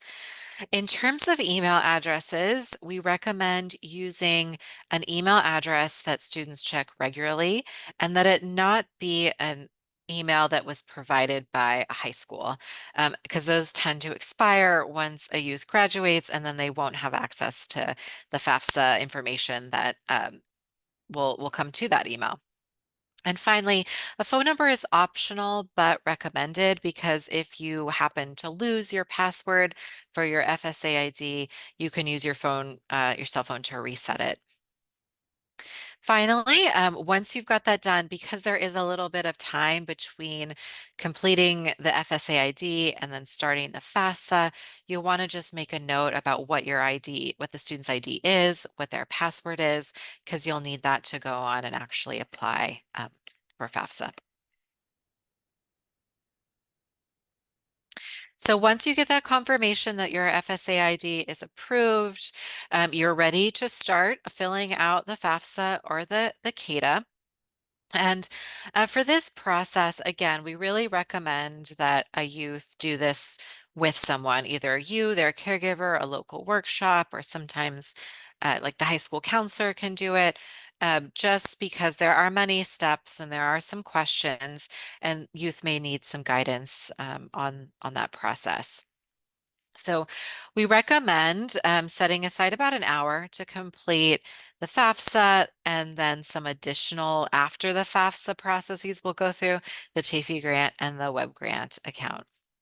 So first, we'll need some identifiers. So if you are filling out the FAFSA, you will need your FSA ID that we talked about in that last slide, and again, needs to be created in advance. If students are filling out the CADA, the California Dream Act application, it's highly recommended that they enter their statewide student identifier number. It's not required, but it helps. Students can get this from their high school counselor. If the student has happened to file a tax return in a previous year, they can also include their individual taxpayer identification number, but again, that's not required. And again, for number 2 there on the screen, those are only for CADA, and number 1, the FSA ID, is only for FAFSA. I'll need another email address, or the same email address they use to create that FSA ID. Again, use an email address that they check often and that will be accessible after they graduate from high school. Students are also eligible on the FAFSA to list up to 20 colleges that they plan to attend. This is actually an increase. It used to be 10, so now they have a wide range of colleges. And information from this application will be sent to all of these colleges. And they can go in and change them or edit them if their kind of interests or goals change. And finally, there will be some information needed about students' assets. As of 2024, the FAFSA has greatly simplified the financial reporting section. Students no longer have the option to actually enter income information manually. So all students who are completing the new FAFSA must now provide consent to allow the IRS, the Internal Revenue Service, to share federal tax information with the FAFSA. So you'll see it when you go into the FAFSA. There's a whole page that shares that talks about consenting for the FAFSA to receive this information from IRS. And if they do not agree to it, they cannot submit the FAFSA. So it's important to understand that going in. That's because that's a huge change with the new FAFSA. And in some limited cases, students, in some limited kind of tax cases, like if there was a previous scholarship or AmeriCorps payment that were reported on a tax return, you may need to have a copy of the youth's prior year tax return, prior year tax return. More guidance is available in our financial aid about that. It's not a very common situations. So if you think that might apply to you, you can ask. That's a great question to ask at a resource, at a workshop, or your high school counselor. And then in terms of assets that will need to be reported by all students on the FAFSA, you'll need information like the total amount in their checking and savings account. And it's important to note here that scholarships like the Chafee Grant, or if they received money in the past, that shouldn't be included in that asset information that you report. It's also helpful to know if your youth is receiving any benefits like CalFresh, food stamps, Medi-Cal, or CalWorks, because if they are, they may be exempted from certain asset reporting requirements. So a good thing to note. And then we won't be discussing, kind of like I mentioned, every question on the FAFSA or CADA application today, but there have been changes to the most significant section for foster youth within the application. And so we will go through that today. So independent student status on the FAFSA means that a student will not have to report any information about their parents on the application, including parental financial information. So most foster youth will qualify for independent student status, which means that they only need to provide financial information about themselves and not the parents. So on the FAFSA, there's a whole section that asks about kind of relevant circumstances for a young person. And this is where you'll see some of these key questions that will key the FAFSA folks to understand that the person filling this out is a current or former foster youth. So these are the questions that you may answer yes to. At any time since the student turned 13, they were in foster care. That was true for your youth. You would check that off on the FAFSA.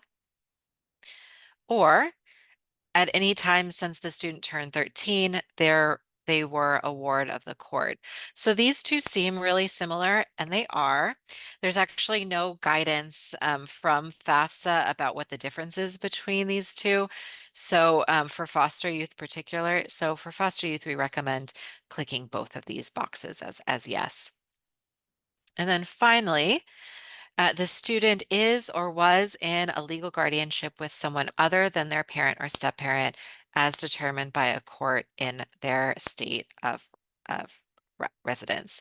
So if your young person can answer any yes to any one of these or all of these, they will qualify for that independent student status. So this next thing I'm going to say is really key for caregivers. So foster parents, resource parents, relative caregivers, legal guardians, and service providers like STRTP providers do not qualify as parents on the FAFSA or CADA. So it's very important that youth do not report the caregiver financial information on the FAFSA or CADA. So foster parents, resource parents should not include their financial information as they might a parent um, on the student's FAFSA. So if that does happen, the youth may qualify for less money. So we really want to make sure that youth have this independent student status. They should not be submitting any sort of caregiver financial information, and they'll be eligible for max aid. There's other groups too as well that do qualify for independent status, such as individuals who are married or have children. So this can be a confusing section. There's many different options for the youth to review. So again, important that students are doing this with a caregiver, with someone to be able to help them identify these important questions.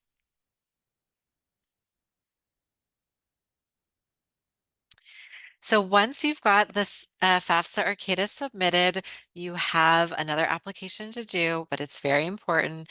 It's the Chafee Grant. So the Chafee Grant is a grant that provides up to $5,000 for up to 5 years for eligible foster youth who are under the age of 26. So this funding is used for expenses like tuition, books, housing, transportation, childcare, really anything a youth needs, and it can be used in-state, out-of-state, career and technical education, 2 and 4 year degrees. So it's definitely a very versatile grant, an important grant for students to receive.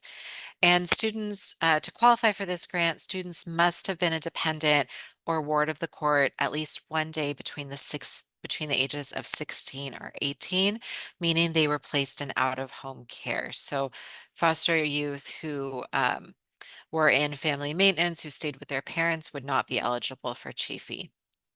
The grant amount does vary, so it's up to $5,000, and it depends on financial need and the number of classes taken. So that's something to learn more about. And this is a separate application. So once you complete the FAFSA or CADA, you will need to submit this separate CHAFE grant application. Um, it should only take about 10 to 15 minutes to complete. And the good thing about the Chafee grant is that you only need to submit this application once. And then the California Student Aid Commission knows that this young person is a foster youth and they're eligible for Chafee grant in future years.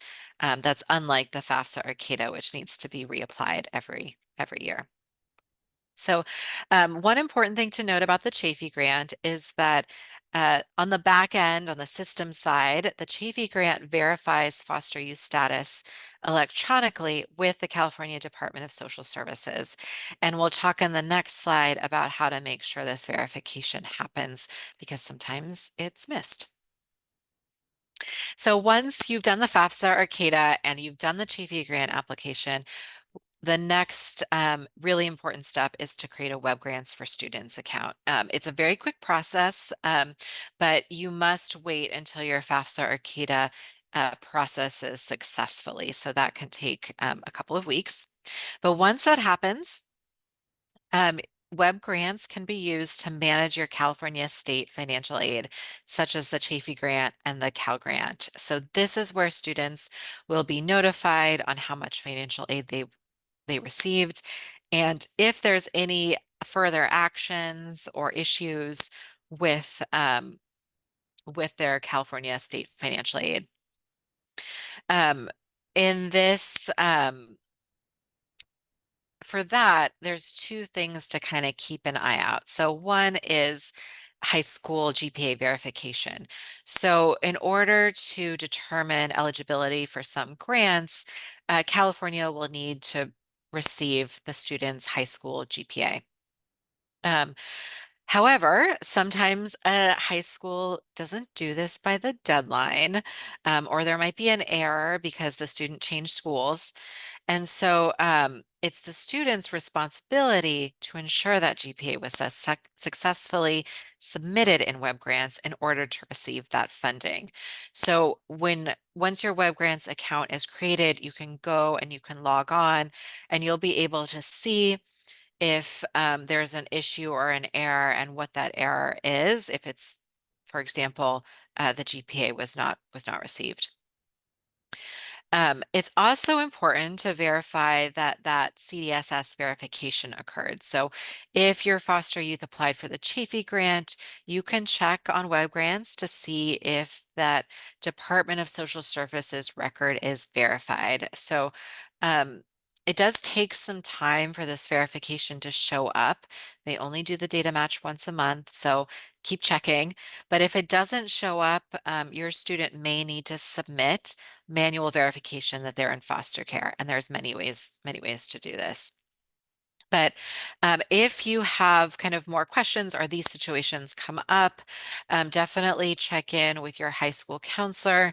You can also find out more about this again in that financial aid guide for California foster youth. It has more tips and tricks and kind of guidance around Chafee and Web Grants accounts. But that's not the end of financial aid. So once we've got it, we need to also maintain it. So it's great news that they receive financial aid because we know that they're more likely to go on to go to college, to be successful. And with the exception of student loans, financial aid doesn't need to be repaid if students keep up the end of their bargain. And we're going to talk about what that means, keeping up their end of the bargain. And I think it's a common misperception that students think financial aid money is just free, that there's no conditions required in order for them to maintain that money and continue to receive it each year. But the reality is there are. So students must meet satisfactory academic progress set by their college. These standards ensure that students are successfully completing their coursework and making progress towards their goal. So each school will have a satisfactory academic progress that determines who is eligible to continue to receive financial aid.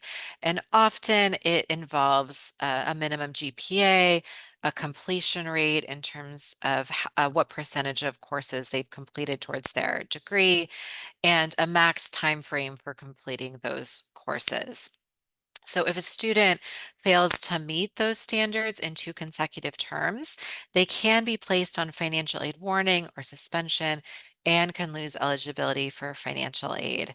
And in some cases, a student may be asked to repay their aid or repay their aid. So we definitely don't want that to happen. So part of maintaining financial aid is completing courses on time, maintaining a satisfactory GPA, and part of that is helping students to understand really what is the commitment, what is the time required to complete a full-time schedule, so that they can create their their coursework, their study schedule, so that they can meet the GPA requirements and be successful in their coursework. So as you can see on this kind of chart, each unit of study typically requires 1 hour of classroom instruction and 2 to 3 hours of study time. So that's 3 to 4 hours per class, per unit of class and study time. Um, so students who enroll in one 3-unit class should expect to dedicate between 9 to 12 hours out of their time, out of their schedule to complete the work required for that course. And a full-time schedule of 12 units equals around 36 to 48 hours of dedicated time. So that's very similar to a full-time work schedule that we all know and love. As noted, students can receive significant financial aid, $20,000 to $30,000 to go to school full time.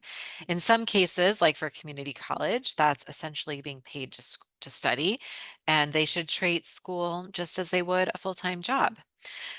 If students do need to work and are not able to um, have all of their 40 hours a week dedicated to school, they can look into that federal work study program that we talked about earlier, which would help students work and allows more flexibility too for prioritizing school over work. And this is definitely something, as you can talk to your student about, you can also discuss that with an academic counselor at the college before enrolling in courses as well. And again, just to, show how important SAP is, over a it definitely disproportionately impacts our foster youth. So over a third of foster youth fail to make SAP within their first year of college, and it in particular impacts Black students with experience in foster care. So students who fail to meet SAP are significantly more likely to disenroll in college.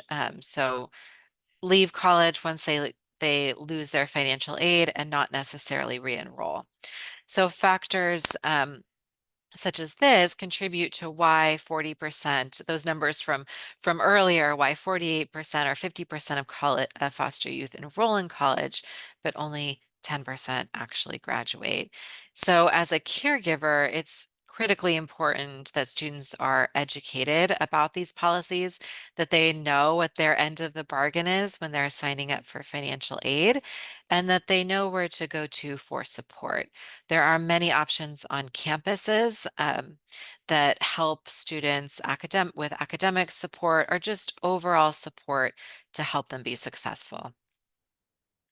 And that really was a lot of information. So here is another opportunity, again, to quiz your audience and practice all of that financial aid information.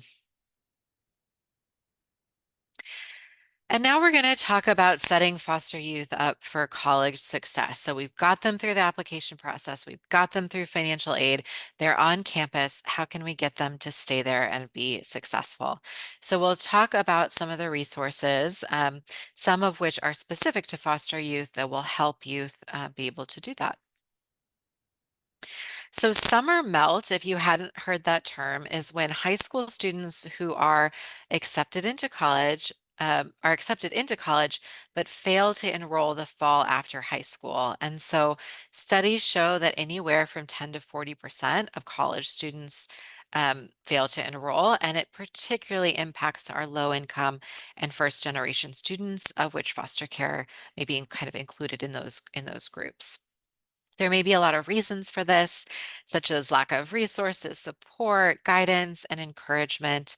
But it is important to know that youth who are connected to supports and resources even before they graduate from high school can help prevent that summer melt.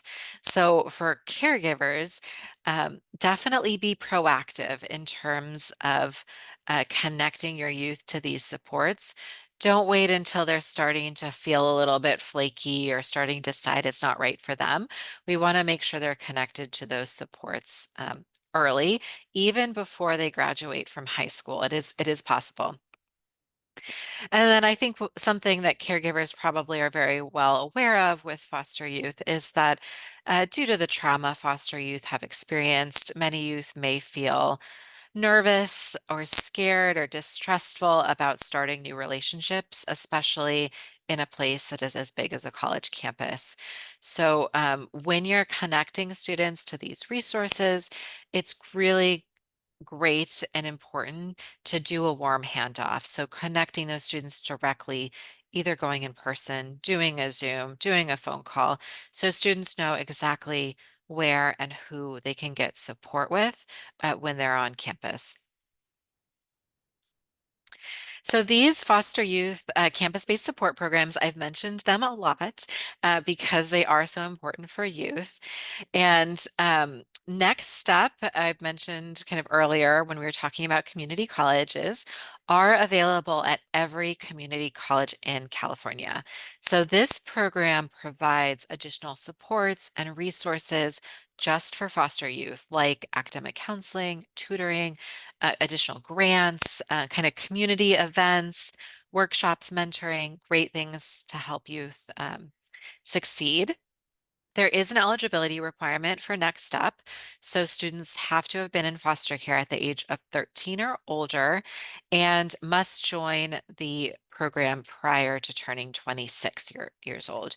But once they're enrolled in Next Step, they can remain in the program until they complete the study in their degree, even if they take time off, even if they return after the age of 26. It's just about getting in there before 26.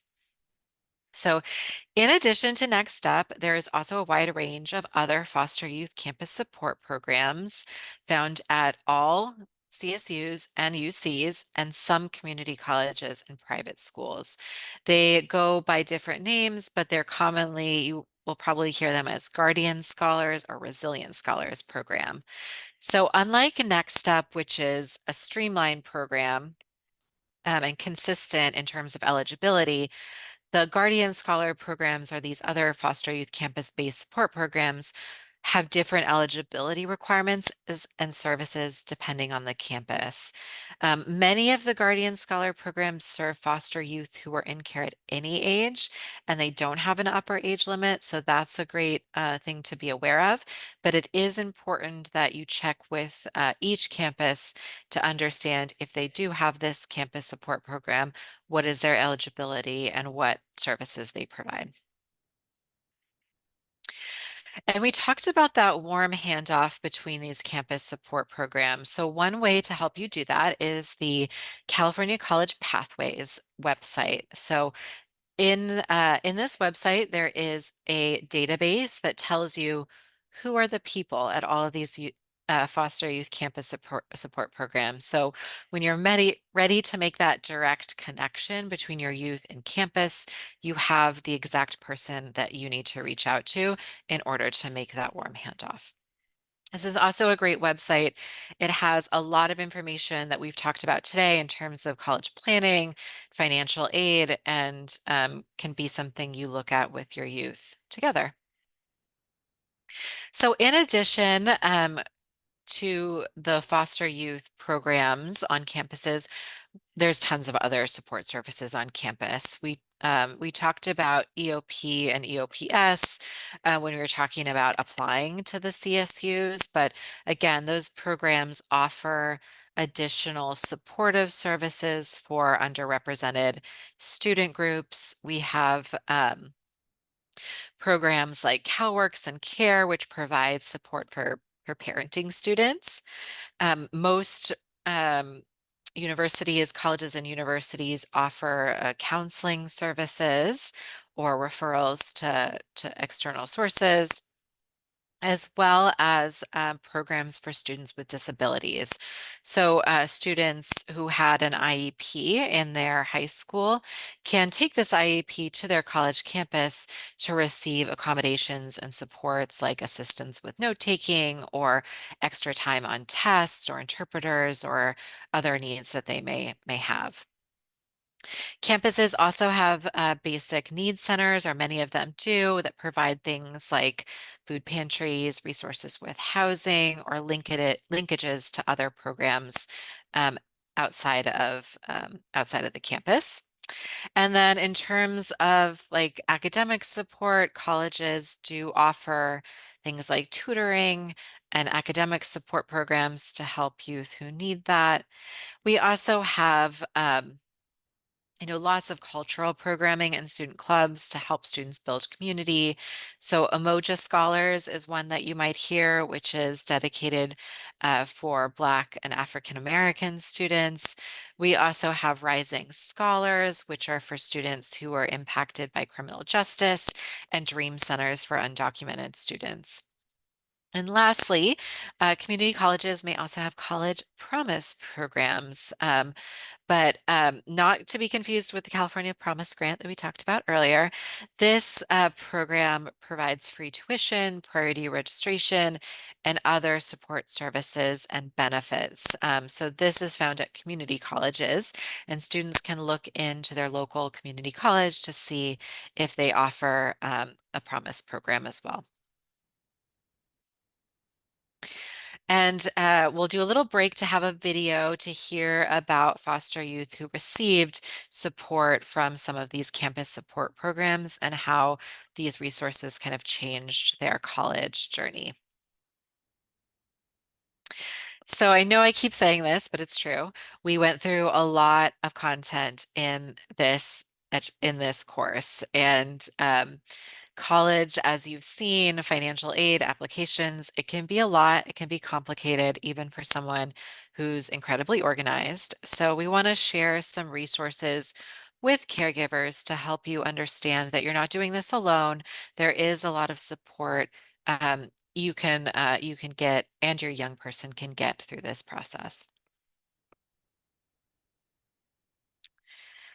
So first we'll talk of what help is available when a youth is still in grade 11 and 12. So at the K through 12 level, of course, their student has their academic counselor to make sure that they're in the right courses, they're on track to graduate, they can assist with those fee waivers for SATs, and connect the youth to resources to help them kind of graduate and be a great candidate for whatever college they're looking at next. We also have the Foster Youth District Liaison, also known as the AB 490 Liaison, which can be found at every district. So these folks can help collect transcripts from different schools, assist with partial credits. If your young person is thinking about AB 167 or 216, which are those minimum graduation exception requirements, these are folks who are able to support that.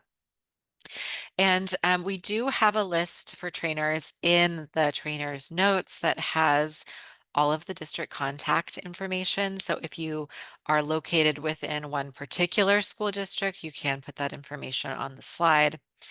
And finally, the County Office of Education Foster Youth Services Coordinating Program um, does provide technical assistance to school districts, as well as being kind of a key communicator between child welfare school districts. Um, and they can provide additional support like tutoring, case management, and training. Um, these folks may also be available to assist by attending team meetings and advocating for students if that's something that you need. And again, for trainers, the contact information for your county Office of Education FYSCP program is available through a link in the trainer's notes, and you can update the slide with that county level information. We also have our independent living program, often called ILP.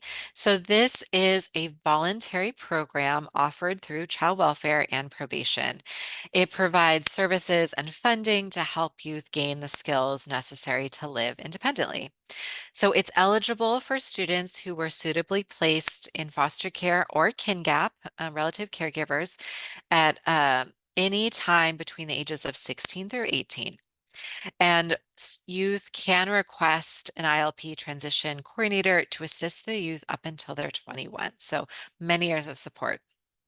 And determining this eligibility for this program can sometimes be complex and change county to county.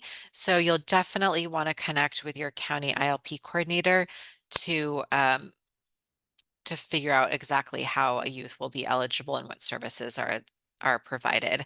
For trainers, there is a link in this chat to the county ILP coordinators that you can include on this slide for your caregivers. So the ILP folks can provide a lot of services related to post-secondary education, workforce development, and housing. So they can help youth get connected to those resources. They can help with FAFSA completion, with applications, some of that hands-on work. And again, your local ILP transition coordinator will learn more, and we have a link for there as well. And I think finally, ILP folks, because they're spending time doing hands-on activities with the youth, they can be a supportive adult that's continuing that motivation, that encouragement to help a youth towards their post-secondary journey. So we know that this training is targeted for caregivers and all the work that caregivers do to support youth, but we know caregivers don't do this in isolation. So as social workers and probation officers are part of a greater team that's wrapping around that young person. And the child and family team meeting, a CFT meeting, can be a great place to talk about plans that your young person has for post-secondary education and how the greater team can support them in reaching those college and career goals. So I think oftentimes CFTs are focused on a crisis or an immediate need, but they don't have to be. And so again, we can use this space to kind of proactively discuss academic performance as well as progress towards goals, and their overall well-being. So this can be a great place, especially during that 11th and 12th grade when kind of these applications and financial aid decisions are coming up, to use the CFT as a place to bring the youth's needs to the greater team's attention. And again, we have a little break here for a quiz. And again, there are questions available for this section in the trainer's guide for you to be able to use however you'd like with your caregivers. And finally, as we're wrapping up this training today, we will talk about, we'll share some of the resources that we have available. So the first two you've heard us mention too many times over this presentation, the Foster Youth Post-Secondary Education Planning Guide, as well as our financial aid guide. So two go-to guides for for you to be able to take this information away and use beyond the training. We also have the foster youth benefits eligibility chart, which summarizes the various foster youth specific resources mentioned today, and it shows their eligibility and how they may qualify depending on their time in the system, like housing, JP grants, ILP, all that stuff. We also have a couple of career youth guides through LA Opportunity Youth Collaborative that help more about those career conversations and workforce development. And then finally, our foster youth education law fact sheet. So for those caregivers who are interested in learning more about AB 167216, that's a great place to start, as well as other rights that youth have in foster care. For trainer's note, for those who are doing this training in LA County, we also have a list of specific LA County college planning resources, which is available on those materials as well, which can be a great accompaniment to this um, other resources. And then finally, as we're finishing up with the training with caregivers, this is an opportunity to practice what to do. So we have some student vignettes that are available. So it's kind of a two-part vignette with the same young person. And you can structure this how you'd like as a trainer. You can divide people into groups, into breakout rooms if you're on Zoom. You can have folks work independently if that works better, if it's a smaller group, or you could work as one group to kind of talk through the vignettes. And the trainer's guide does provide kind of some responses to the vignette and helpful information that you'd want to point out as you're working through this activity. And then finally, I think as one way to motivate caregivers and to help them understand take concrete actions for their youth. We want to leave them with an action item to have them take away something. So what is one thing that they will do differently with their youth within the next 30 days? So they can shout it out, they can put it in the chat, again, whatever format is working for your caregivers. But this is a great way to have caregivers commit to something, and also for other caregivers to see what other folks are doing if they're feeling like they're not quite sure how to take the next step with their youth. And that's the end of this training. So, for this slide, you see that we have Q&A there. Again, we've allocated about 10 minutes for Q&A. It doesn't necessarily have to be at the end here. It can be woven through. So if you'd prefer, you can just put your contact information up there if you answered questions along the way. And yeah, you can move forward with wrapping up your training. And don't forget, whether you're on Zoom or in person, to provide your caregiver with links or printouts of those important foster youth post-secondary education guide or financial aid guide so that they have those important resources to be able to take away with them when they leave the training.